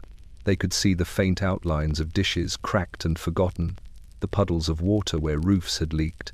The air carried a soundless warning, a message written in the language of absence. Those who stopped too long reported feeling watched, though no one was there. Some claimed they saw shadows moving in the corner of the rooms, long and thin, like hands reaching from the floor. The rats claimed the inns first, filling the empty kitchens with their skittering, nesting beneath the counters and in the hearths. By the time the living dared to return, the animals had grown bold. Pigeons nested in the rafters, their coos echoing through the halls. And when the first city workers arrived to clean, they found the floors slick with droppings, the tables chewed, the walls clawed. The scent lingered for months: vinegar, smoke, and decay. Margaret survived the longest, tending the last hearth, keeping the small flame alive as if it could hold the plague at bay. When she finally left, she took the keys with her and closed the door for good, leaving behind a sign still swinging in the wind: Bell's Rest open for shelter. The letters were faded, barely legible, but the meaning was clear. No one would return. Even now, centuries later, when the wind blows down Fleet Street on a quiet night, it carries the faintest echo of the inns, the scrape of chairs, the shuffle of feet, the soft hiss of smoke from fires long gone. The buildings themselves seem to remember the laughter and the cries that once filled them, and if one listens closely, between the gusts, One can almost hear the living and the dead trading their stories once more in the silent halls of the empty inns. The streets were quiet when she began her rounds, though quiet in London was never complete. A thin mist curled along the alleys, wrapping itself around barrels, carts, and the occasional dog that still dared to roam. The midwife, known as Agnes, moved swiftly, her cloak wrapped tight and her sandals soaked with mud. She carried a small bundle of herbs in one hand and a simple prayer book in the other. Each step she took was measured, as though the ground itself might betray her. Agnes had seen death before. She had watched children slip from their mother's arms, heard men and women gasp their last breaths, and whispered words to steady, trembling hands. But nothing in her 30 years of work had prepared her for this plague. It did not follow the patterns of ordinary illness. It struck without warning, left no trail, and mocked every remedy she knew. Yet still, she went out into the city, because someone had to. The first house she entered that morning belonged to a family near St. Bride's. The mother lay on a straw mattress, pale and sweating, her belly swollen from the labor that would never bring a child. Agnes knelt beside her, fumbling with the bundle of herbs, murmuring the words she had learned in childhood. Sancta Maria, ora pro nobis. Holy Mary, pray for us. The mother's eyes opened briefly, clouded with fever, and she whispered a name that Agnes would not repeat aloud. Then her lips went still. Agnes wrapped her hands around the woman's body and pressed vinegar-soaked cloths to her face and chest. She whispered a different prayer now, one not written in her book, a prayer for mercy, for speed, for peace. Outside, the fog pressed against the window panes, carrying the faint sounds of carts, of coughing, of a bell tolling far down the street. Agnes felt the weight of all those sounds pressing into the room with her. In the alley, a child watched her through a crack in the shutters. His eyes were wide, wet with fear. She smiled at him, though it felt hollow, and pressed a sprig of lavender into his small hands. "For courage," she said softly. He nodded and disappeared into the mist. Agnes wondered how many would ever survive long enough to understand what courage meant. By mid-afternoon, the streets themselves seemed to be sighing. Windows banged with the wind, doors shuddered, and the fog rolled in thick and slow. Agnes moved from house to house, carrying her herbs, her prayers, and her quiet determination. At each door, she blessed the threshold, traced the sign of the cross, and whispered for the living and the dead alike. Some she could save, many she could not. When night fell, she returned to her small room above a shuttered bakery. She laid out her tools, her herbs, her candles, and her book. She knelt by the window and prayed for those she had touched that day, the living, the dying, the bodies she could not tend. Her voice was low, blending with the wind that slipped through the eaves. She did not sleep that night. She listened to the city breathe in the dark, the creak of timbers, the coughs from distant streets, the soft scratching of rats in the alleys. She whispered her prayers again and again, tracing each one with her finger on the open pages. By morning, Agnes was ready to go out once more. The streets awaited her, empty yet full of need, and she knew that each step she took was a step against the quiet that had settled over London. She had no power over the sickness, only her hands, her prayers, and the courage to carry them where they were needed. The Black Death had claimed much of the city, but for now she moved through the fog and the ash, a small figure against the vast, silent streets, a witness, a healer, and a voice calling for mercy that would not come easily. The courtyard was alive in a way London had long forgotten. It was not people who filled the space, nor merchants hawking wares, nor children squealing and chasing each other between barrels and crates. It was cats, hundreds of them, sleek and thin, their fur matted with rain and soot, eyes glinting like shards of glass in the grey morning. They moved through the alleyways and over the low walls with the quiet authority of survivors, unafraid of doors that hung open or carts that swayed in the wind. No one could say when the cats had claimed the courtyards of the city. Perhaps they had always been there, waiting for the streets to empty, for the humans to disappear. Perhaps they had followed the rats, who had come with the first plague-laden ship from Calais and scattered into every corner of the city. Whatever the reason, they had grown bold and numerous, a silent army patrolling the ruins of London. In the largest courtyard near Fleet Street, the cats gathered at dawn. One leapt onto the remains of a wooden bench, its paws leaving wet marks on the splintered surface. Another, a grey tabby with one eye missing, hissed at a black mother cat whose kittens squirmed in a basket. The hissing did not stir the wind, nor the fog. The city itself seemed to hold its breath as the creatures claimed dominion over the open space. From the windows above, a few of the remaining residents peered down. They pressed their hands to the glass, faces pale with fever or fear, watching as the cats leapt, prowled, and disappeared into the corners. Some whispered that the animals were messengers, carriers of pestilence, or perhaps spies for the plague itself. Others said nothing, for fear that even speaking might summon attention. Agnes, the midwife, had noticed them first while bringing herbs to a sick child in the alley. She paused in the courtyard, her cloak damp with morning mist, and watched as a tortoiseshell padded past her feet without concern. She placed a sprig of lavender on the ground and whispered, "For luck," though she did not know if the creatures understood. The cat sniffed the herb, then vanished through a gap in the wall. By noon, the courtyard was a blur of movement.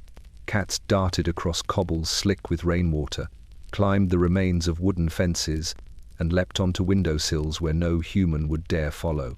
Some carried scraps of food stolen from abandoned kitchens. Others hunted rats that had grown bold in the empty city. Their mews, hisses, and soft thuds echoed faintly against the surrounding buildings, a quiet chorus that filled the space the living had once occupied. As night fell, the cats gathered together in the center, forming a loose circle. The wind carried their low purrs and the scraping of claws along stone. The few humans left dared not approach. Lanterns flickered in windows, casting long shadows across the courtyard, but the animals moved as if the light did not exist, their eyes catching every glimmer, every movement. The next morning, when the fog lifted, the courtyard was quiet again. Not a single rat remained, and the humans found themselves alone in the streets. But the traces of the cats were everywhere: paw prints in ash, tufts of fur on benches, tiny scratches on doors. Wherever humans walked, the city remembered the animals that had learned to survive when all else had failed. The cats had claimed the alleys and courtyards, the rooftops and gutters. They did not mourn, they did not falter. They waited, and in the silence that had swallowed London, they were the only living witnesses, watching the city breathe in the shadow of the plague patient, unjudging and eternal. He worked at dawn, when the mist was thick and the streets were empty, his brush clutched tight in a hand already stiff from the cold. Abel Hart, once a glazier of some repute, had taken to painting the crosses that marked plague-stricken homes. He moved from street to street, following orders from the city officials, though no one seemed certain if the marks would ward off the sickness or simply record it. Each stroke was deliberate, trembling with fear and fatigue, a scarlet slash against the pale wood of doors that had long since ceased to welcome life. Abel had grown thin in the months since the Black Death first entered London. His eyes, once bright with curiosity, now reflected only ash and sky. He carried a small pot of red pigment in one hand and a rag in the other, wiping the brush between homes. Sometimes, when he paused, he could hear the distant tolling of a bell, faint, ghostly, though no bell had rung in the city for weeks. He whispered a prayer for each door he marked, murmuring words he barely remembered. The first house of the morning belonged to a family near Aldgate, a merchant and his 2 sons. Abel knocked and waited, but no one answered. He placed the brush against the door and painted a careful cross. Red ran into the wood grain, spreading like blood. The city seemed to hold its breath. He moved on. By mid-morning, he was drenched in sweat, though the fog was cold. He worked quickly now, marking doors in rapid succession, aware that the sickness could appear at any moment. Some houses bore multiple crosses, layered one over another, reminders of deaths that had come and gone. He paused at one door to touch the marks, smoothing the paint as if he could soothe what lay beyond. A rat scuttled past, its tiny paws leaving tracks over the wet pigment. He shivered and moved on. In the alley behind Cheapside, a child watched him from a crack in the shutter. Abel paused, leaning his brush against the wall. The child's eyes were wide, unblinking. He gave a faint nod and continued. He did not stop to speak. Words were useless now. Only the crosses remained, and the memory of what they marked. By afternoon, the sun had burned through some of the mist, but the streets were no warmer.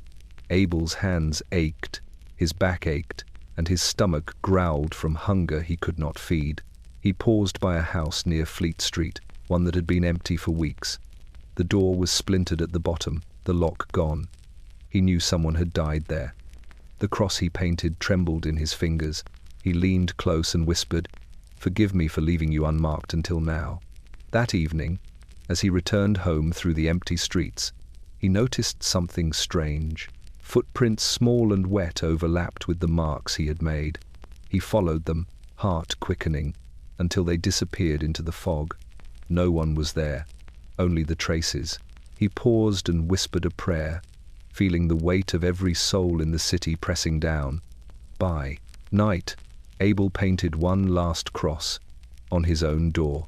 The pigment ran in rivulets from the handle to the doorstep. He set his brush aside, exhausted, and sat in the doorway staring at the red smear.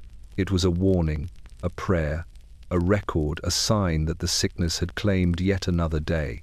The next morning, he was gone. Some said he had fled the city, others whispered that he had fallen to the plague himself.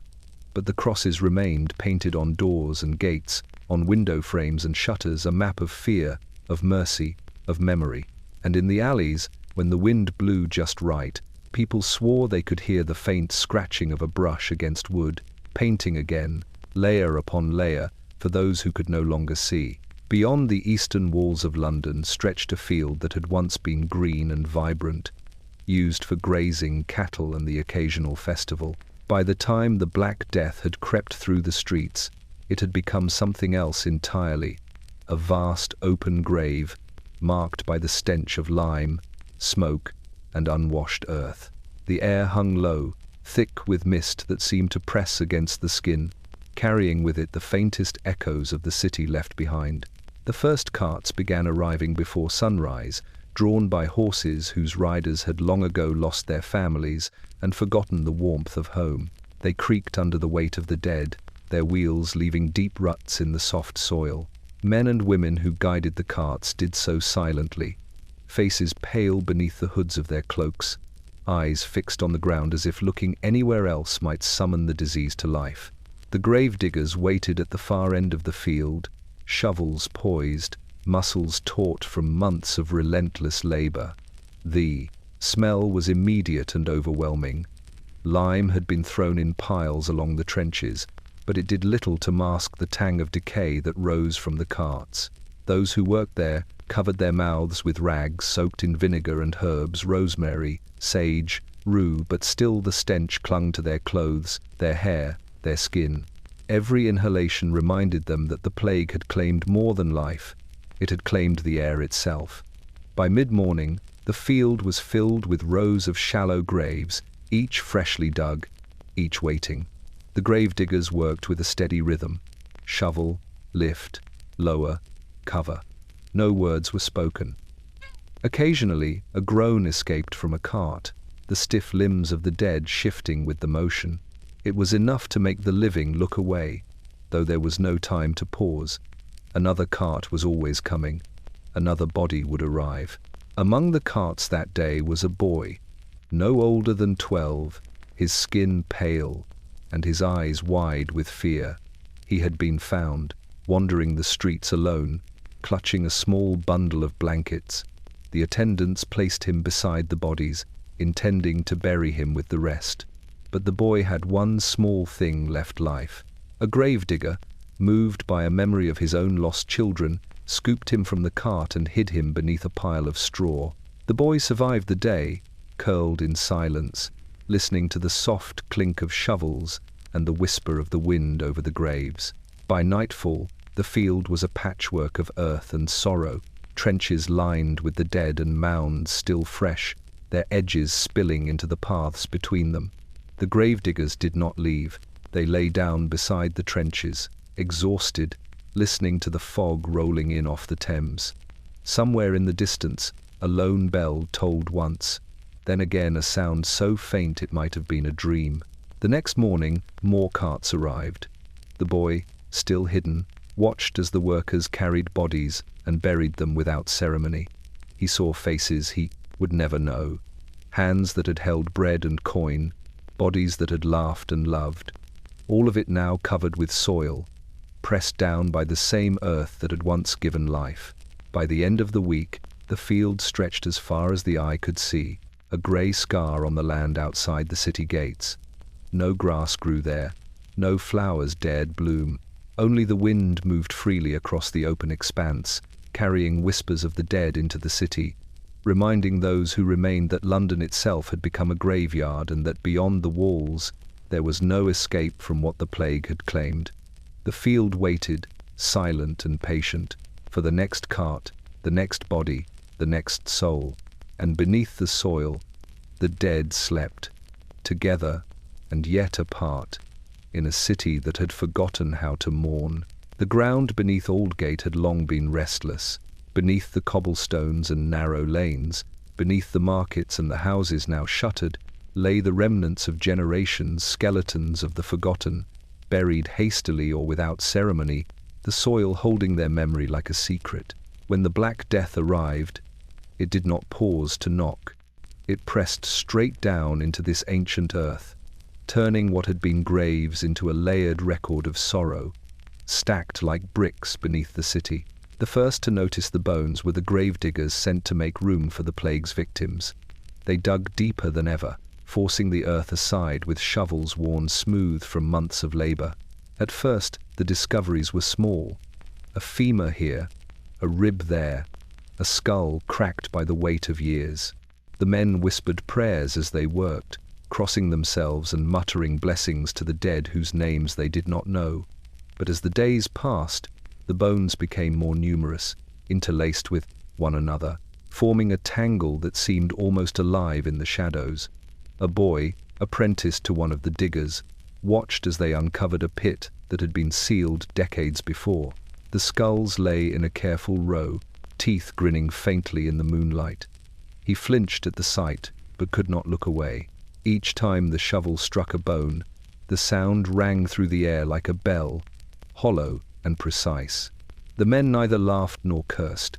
They only worked, sweat dripping down their faces, their breaths misting in the cold air. One afternoon, a wind rose from the east, carrying with it the faint scent of the Thames and the smoke from distant fires. It stirred the dirt in the pit, raising small clouds of dust and bone fragments. The diggers coughed, but the boy noticed something else. Faint scratching sounds beneath the soil, like nails against wood. The men said nothing, though each paused, hand on their spade, listening. The bones seemed to shift, rearranging themselves under the weight of the earth above. By nightfall, the pit had grown into a small cavern beneath the city streets. Candles had been set along its edges, their flames flickering against the rough walls of soil and stone. The boy watched as the diggers laid the next body into the pit, tucking it carefully beside the centuries of the dead.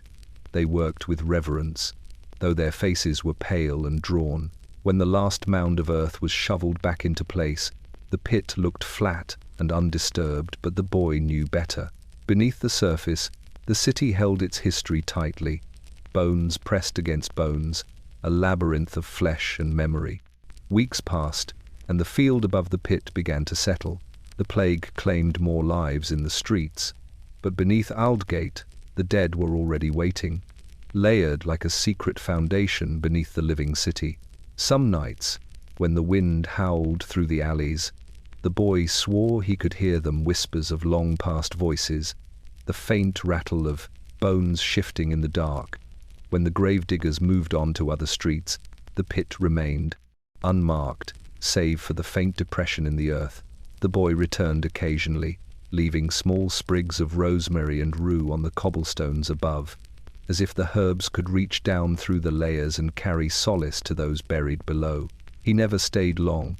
The air was thick with something older than the plague, a weight pressing from the earth itself, reminding him that London had always been built on its dead. Centuries later, when foundations were dug for new buildings along Aldgate, workers found the pit once more. The bones were intact, pressed together like a library of the vanished. Archaeologists would marvel at the layers, at the careful placement of each skeleton. But those who lived near the old streets said nothing. They knew what the city had always known. Beneath London, the dead never truly sleep, and every step above the cobbles echoes faintly through the bones. Beneath, by the end of the second year, most of London's children had vanished. Some had succumbed to the fever, pale and silent in their beds, while others had been sent away by parents who could no longer watch over them. The streets that had once echoed with small voices now lay quiet, the laughter and cries replaced by the rustle of rats in the alleys and the low hum of the Thames moving past the city walls. Yet a few remained children who had survived by luck, cunning, or the simple indifference of fate. They were small, pale, and quiet, with eyes too old for their years. One of them, a boy named Simon, had taken to wandering the alleys with nothing but a small satchel of bread and a thin cloak. His parents had died in the pest house near Clerkenwell, and he had learned early that sound could draw more than attention, it could draw death.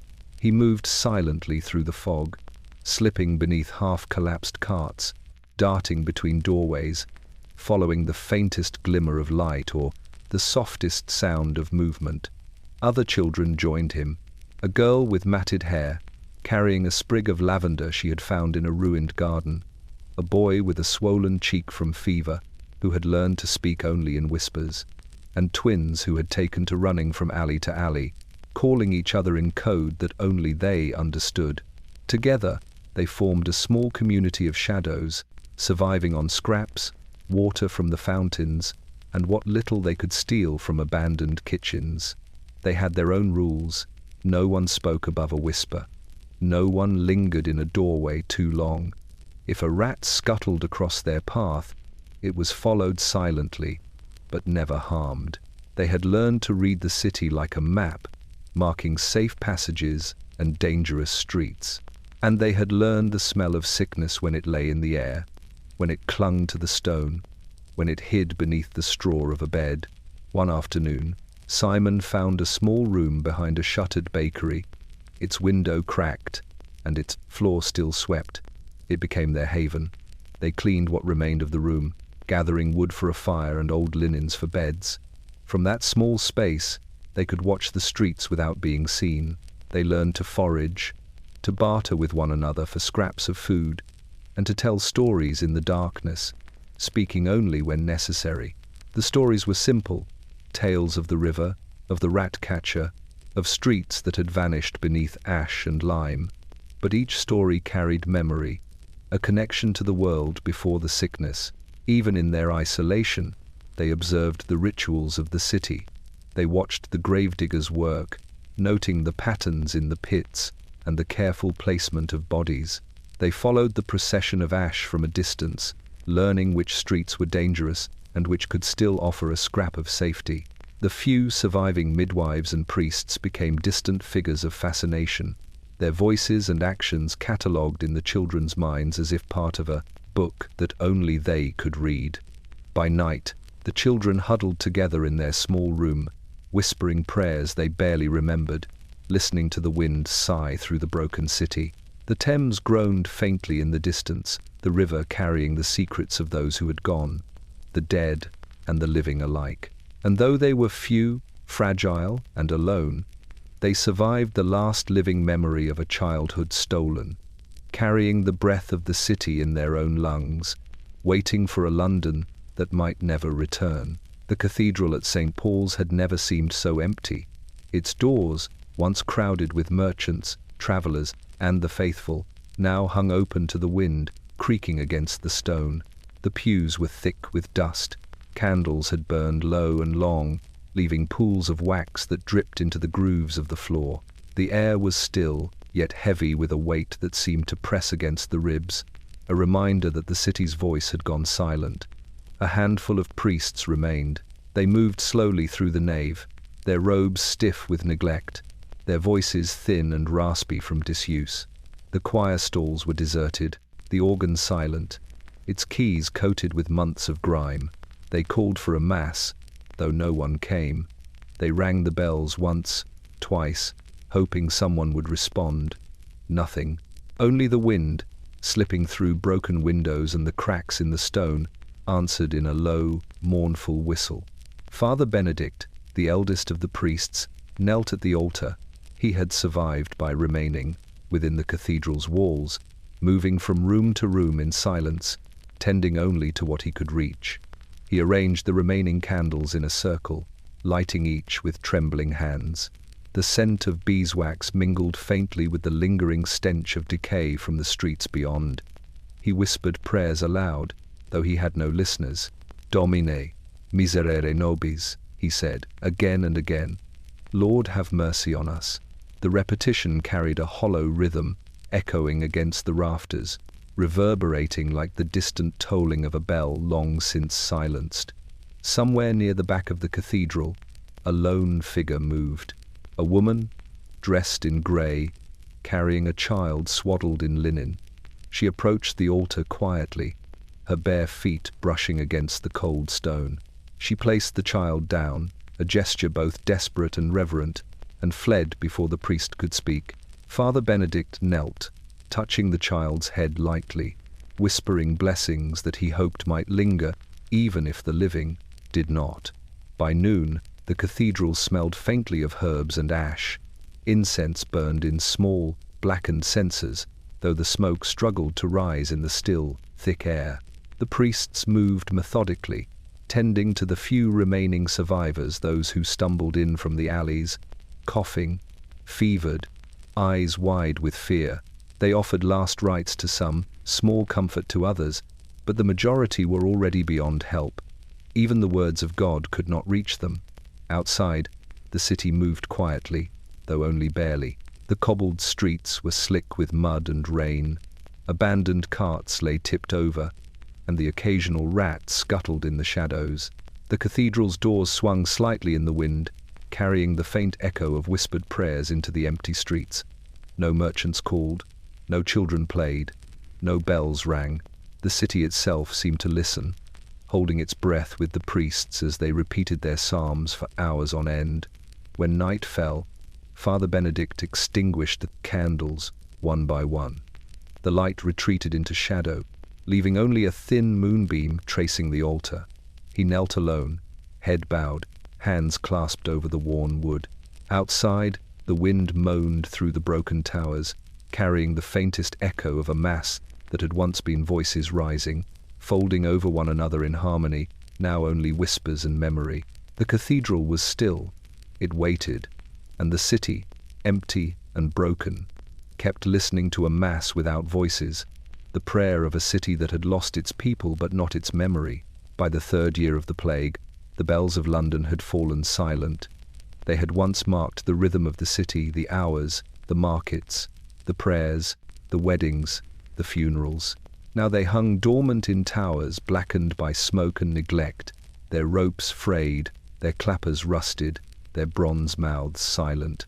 No hand dared to pull them, for the sound that once called the living now belonged to the dead. In the early mornings, the few who remained would step out into streets lined with shuttered houses and broken carts, straining to hear the familiar chime. But there was only silence. The fog rolled through the alleys in heavy waves, muffling footsteps and masking the groans of the sick. Even the wind seemed hesitant, as though aware that any sound might summon more than it could carry. The tower bells, once echoing across the city, were no different.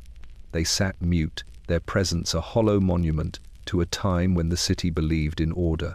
The tower watchmen had abandoned their posts, fearing the plague might reach them even there. Only the rats moved freely around the stone bases, scraping claws against brick and mortar, the closest thing the city had to a heartbeat. At St. Mary's, the verger tried once to ring the bell for the hour. He had remembered the rhythm from his boyhood, when the peal marked the end of school and the start of supper. But the rope had rotted, the clapper jammed, and the sound that came out was only a dull, hollow thunk. The verger abandoned the attempt and left the tower to silence, understanding finally that even tradition had given way. The merchants noticed first.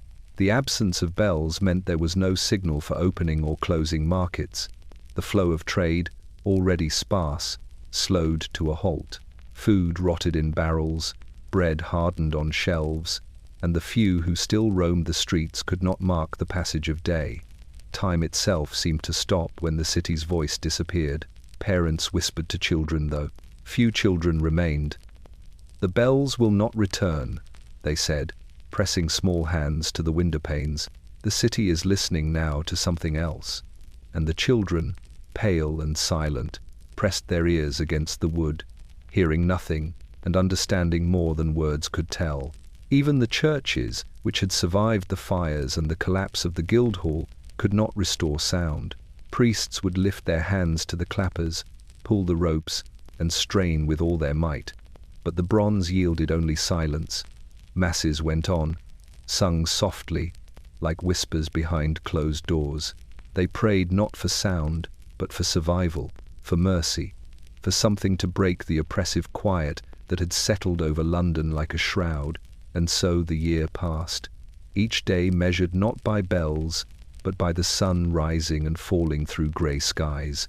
The citizens who remained took to carrying small handbells in their pockets, ringing them for meals or work, a private signal to mark hours. It was weak, fragile, and could not reach beyond a single doorway. But it was all they had. By winter, the city had adapted. The silence was no longer shocking, only persistent. The streets hummed with faint movement, the scrape of carts, the shuffling of feet, the soft purr of cats claiming the alleys. The air carried a low, constant hum, a rhythm imposed not by men, but by absence itself. And somewhere above, in the towers where the great bells once lived, the clappers hung still, waiting for hands that would not come, waiting for voices that could no longer call the city together.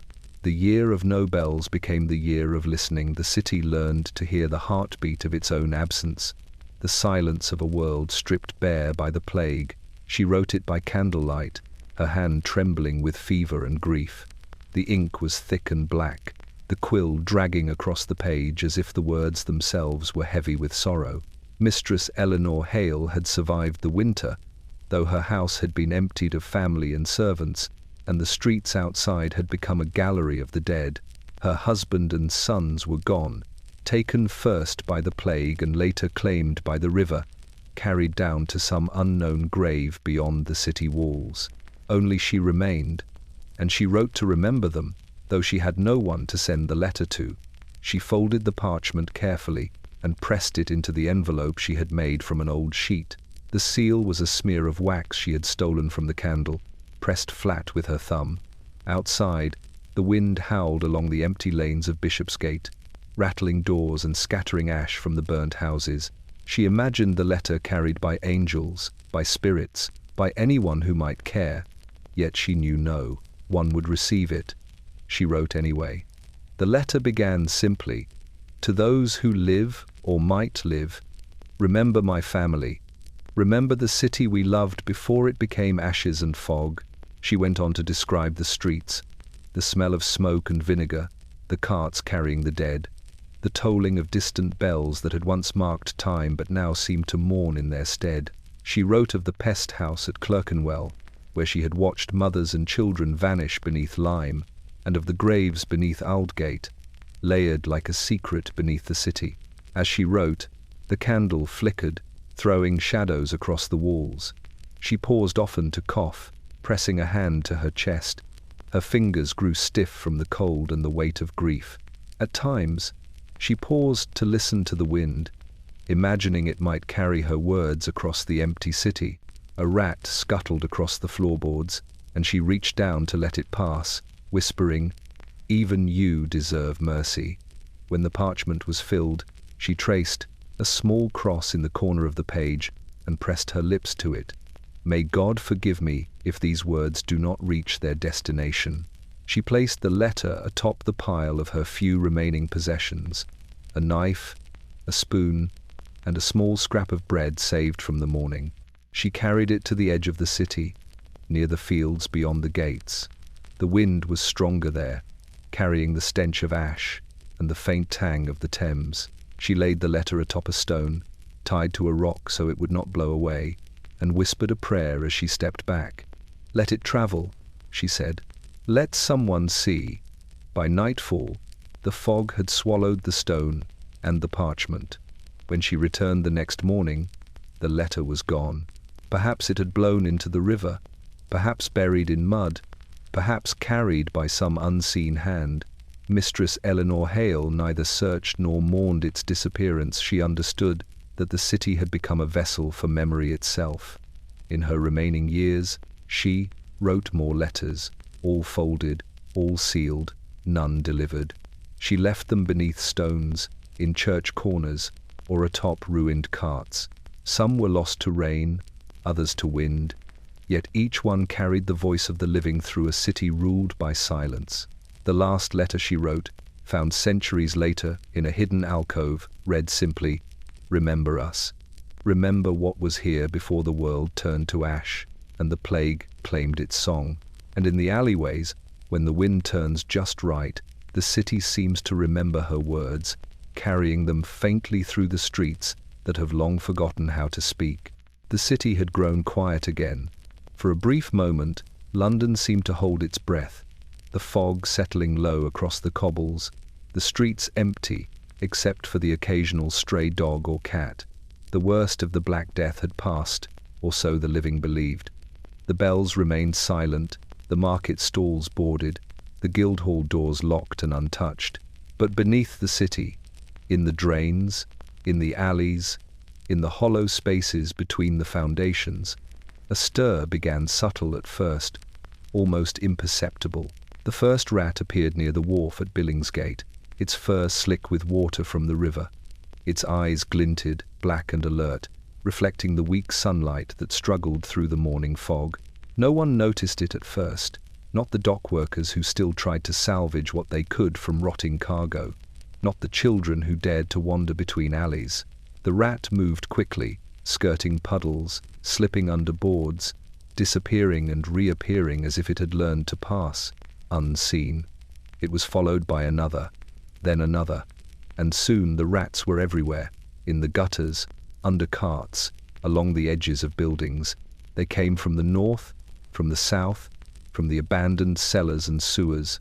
They carried with them a scent the city remembered, the tang of rot, the faintly sweet stench of illness, the invisible weight of plague.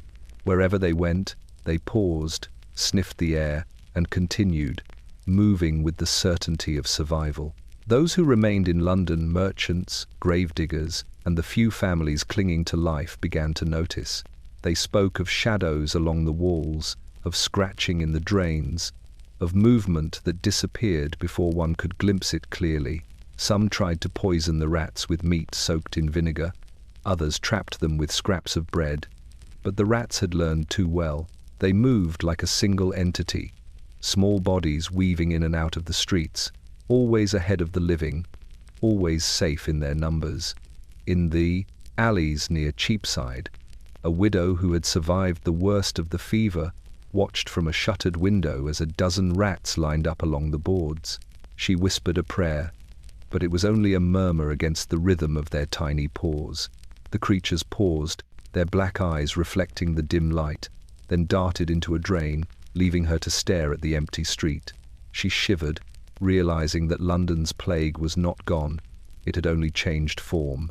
By nightfall, the rats had reached the cathedral precincts. They climbed over benches, darted between pews, and slipped silently into the nave.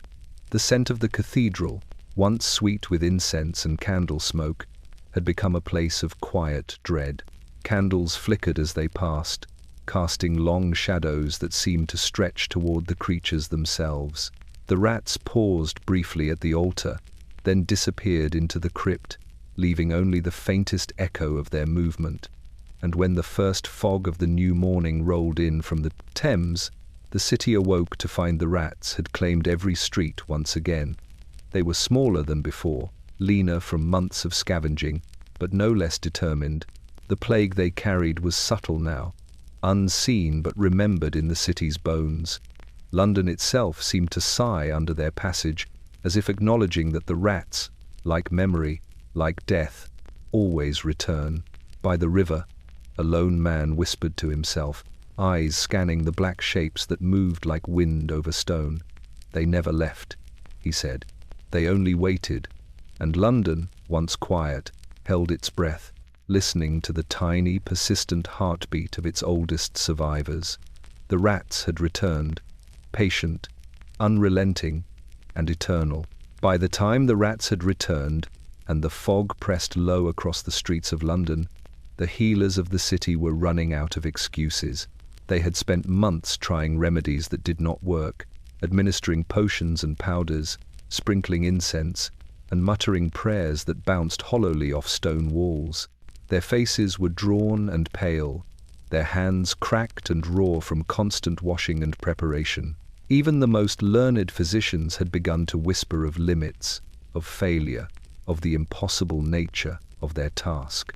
Dr. Gren, who had once stood proud in his study near Ludgate Hill, now walked the empty alleys like a shadow, leaning on a staff carved with worn symbols.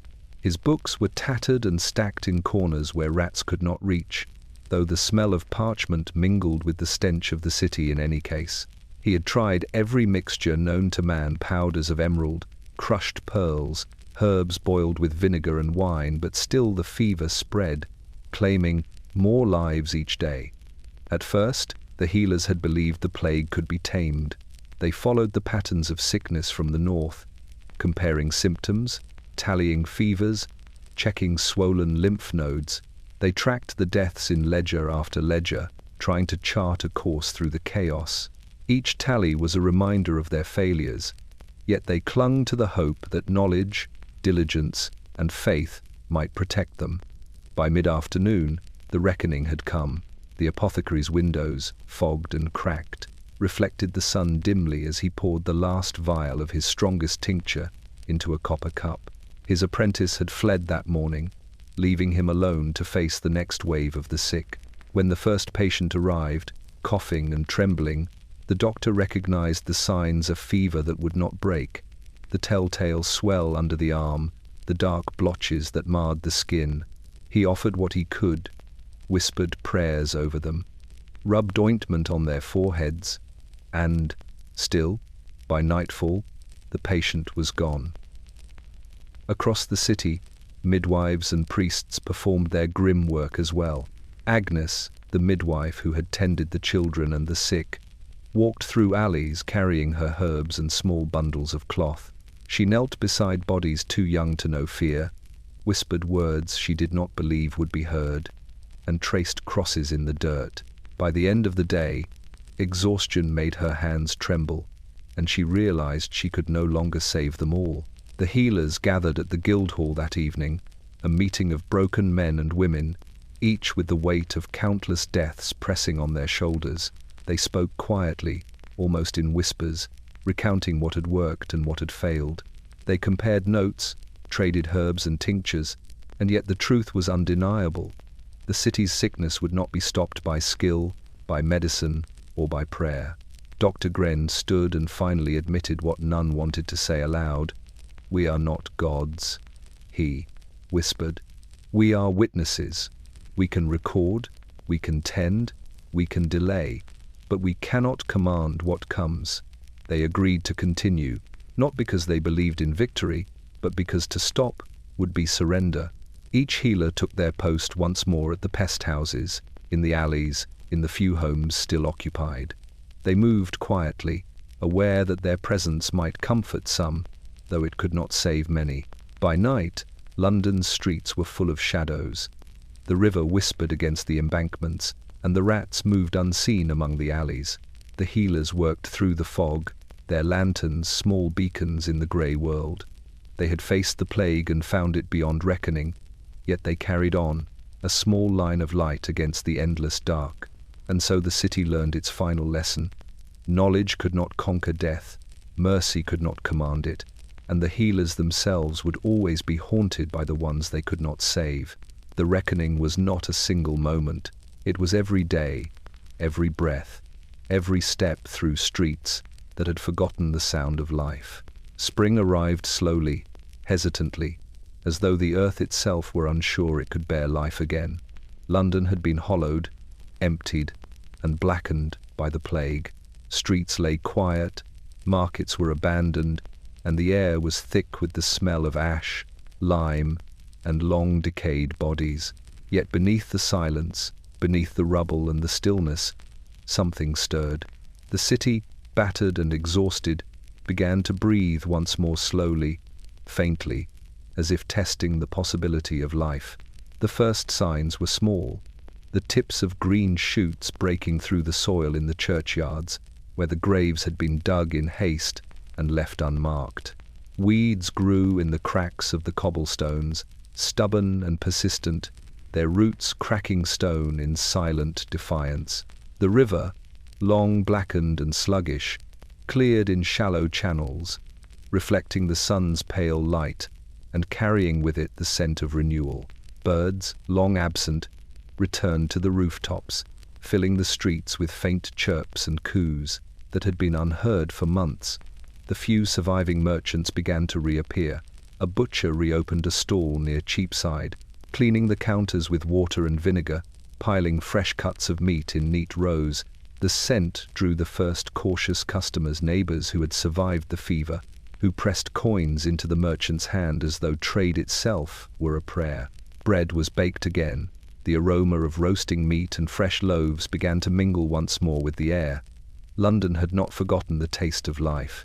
Children emerged slowly, tentative at first, peering from behind boarded windows and alley corners. They had survived the plague in small numbers, huddling in empty houses, scavenging what food they could.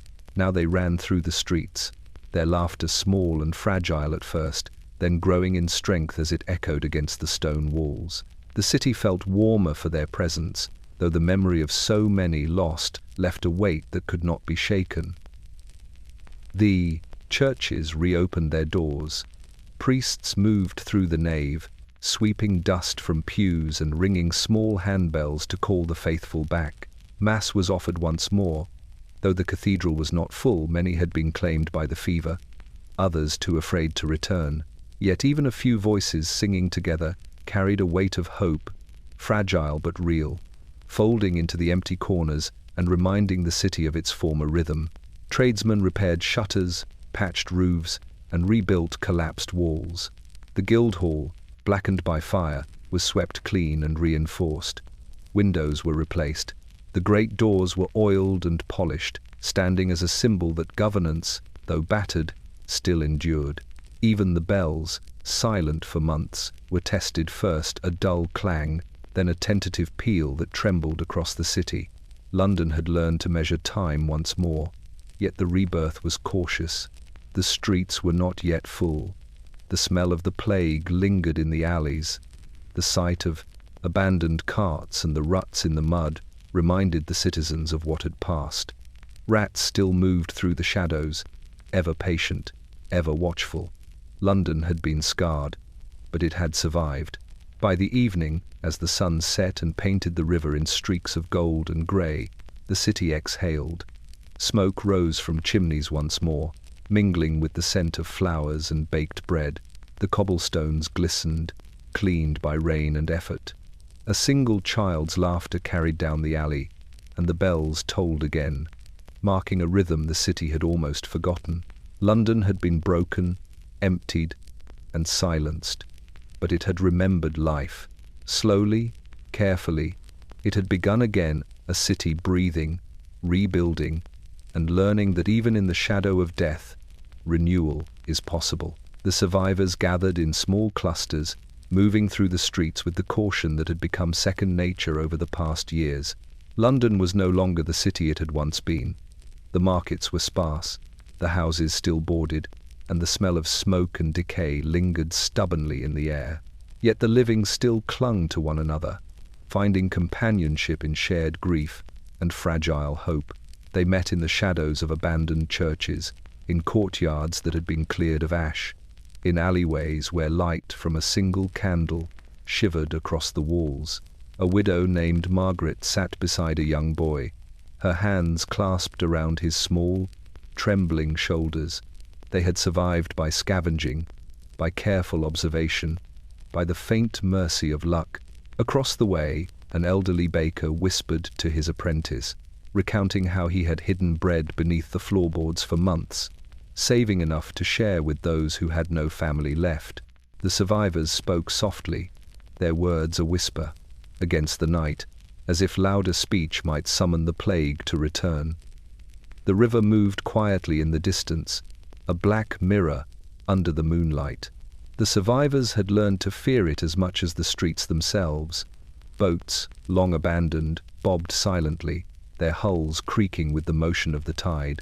Some still bore bodies wrapped in canvas, remnants of a time when London had been a city of carts and cries. The living avoided them, stepping carefully around the water's edge, their lanterns casting long reflections that trembled and broke like glass. A group of children, the few who had survived, played a small game among the ruins of the Guildhall. They traced patterns in the dirt with sticks, whispering names and stories of those who had gone. Their laughter was hesitant at first, broken by coughs and the distant echo of wind against the empty streets. But even the smallest sound of joy brought a strange light to the faces of the survivors. They watched the children with quiet hope, understanding that these small moments were the first true signs of life the city had known in years. From the cathedral steps, Father Benedict called the remaining faithful to a silent vigil. Candles were lit, placed in rows along the worn stone, each flame representing a soul lost, each light a prayer for those who remained. The survivors gathered, kneeling in silence. They did not sing. Voices had grown too weary. Instead, they breathed together, a chorus of presence, a defiance against the emptiness that had once claimed them. The candlelight danced across their faces, illuminating grief and relief in the same flickering glow. All night, the survivors tended each other. They shared blankets, rationed food, and whispered words of encouragement. Some recounted dreams of family, of normal streets, of the warmth of kitchens long cold. Others stared at the sky, marveling at the stars, as though learning to see the world anew. It was a night of quiet miracles, each small act a defiance of the horror that had swept through their city. When dawn approached, the first light revealed the scars of London's suffering, collapsed roofs, boarded doors, the remnants of carts and ash. But it also revealed the living, those who had endured, those who had learned to navigate the ruins. They rose together, tired but unbroken, ready to face the day. The survivors' night ended not with celebration, but with a shared understanding. The city had been claimed, nearly silenced, nearly emptied, yet life remained, fragile but persistent. And in that quiet night, amid ruins and candlelight, London remembered that even in the shadow of death, those who survive carry the promise of dawn. Long after the last carts of the dead had rolled away, long after the streets had been swept and the fires finally cooled, London remained a city marked by absence. The bones beneath Aldgate, the graves beyond the gates, the hollowed homes along Cheapside, all were reminders of a time when the city had almost ceased to exist. But memory does not lie beneath the surface alone.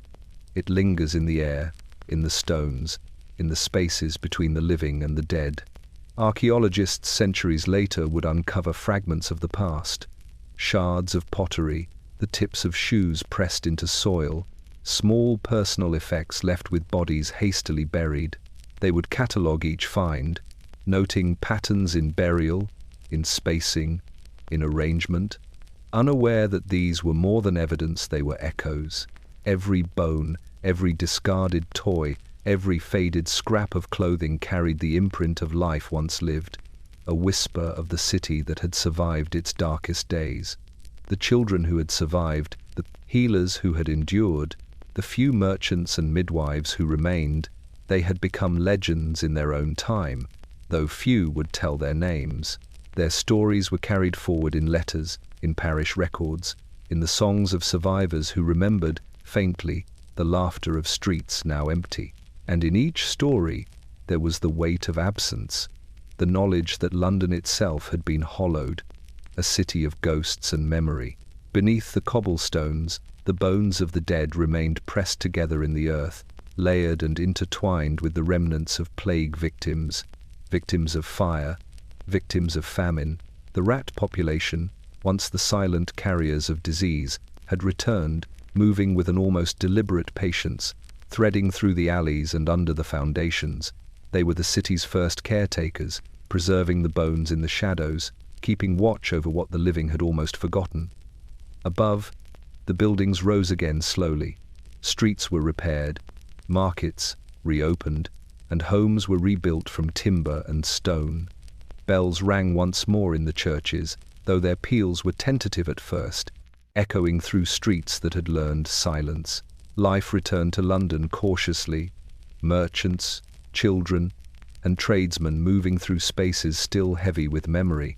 And yet, everywhere the living walked, they did so above a city that remembered, the whispers of those who had gone, the toll of the bells they had never heard, the faint echo of footsteps long vanished. The survivors, those who had endured, spoke rarely of what they had witnessed. They buried their grief in the stones of new houses, in the foundations of shops, in the very walls of buildings rebuilt upon old ruins. But London, like the river that ran beneath and through it, carried its history forward, layer upon layer. Every brick, every timber, every stone absorbed a fragment of what had been, as if the city itself were reading the memory it could never forget. Even now, centuries later, when wind sweeps through the alleys and fog curls around corners, it carries whispers, a child's laugh, faint and almost audible, the scraping of a spade against earth, the hush of a bell tolling where no tower stands. London remembers beneath its streets, beneath its stones, in every shadow that crosses the cobbles, the plague, the fire, the silence, and the survivors who carried the city back to life. The memory beneath the stone is patient. It waits in quiet corridors, beneath graves, and in the air between buildings. It is the echo of lives lost and lives saved, a city remembering itself in the space between death and dawn. And those who walk the streets today, who pass without knowing, carry the weight of that memory with every step, for London's past is never truly gone, only sleeping, waiting beneath the stone.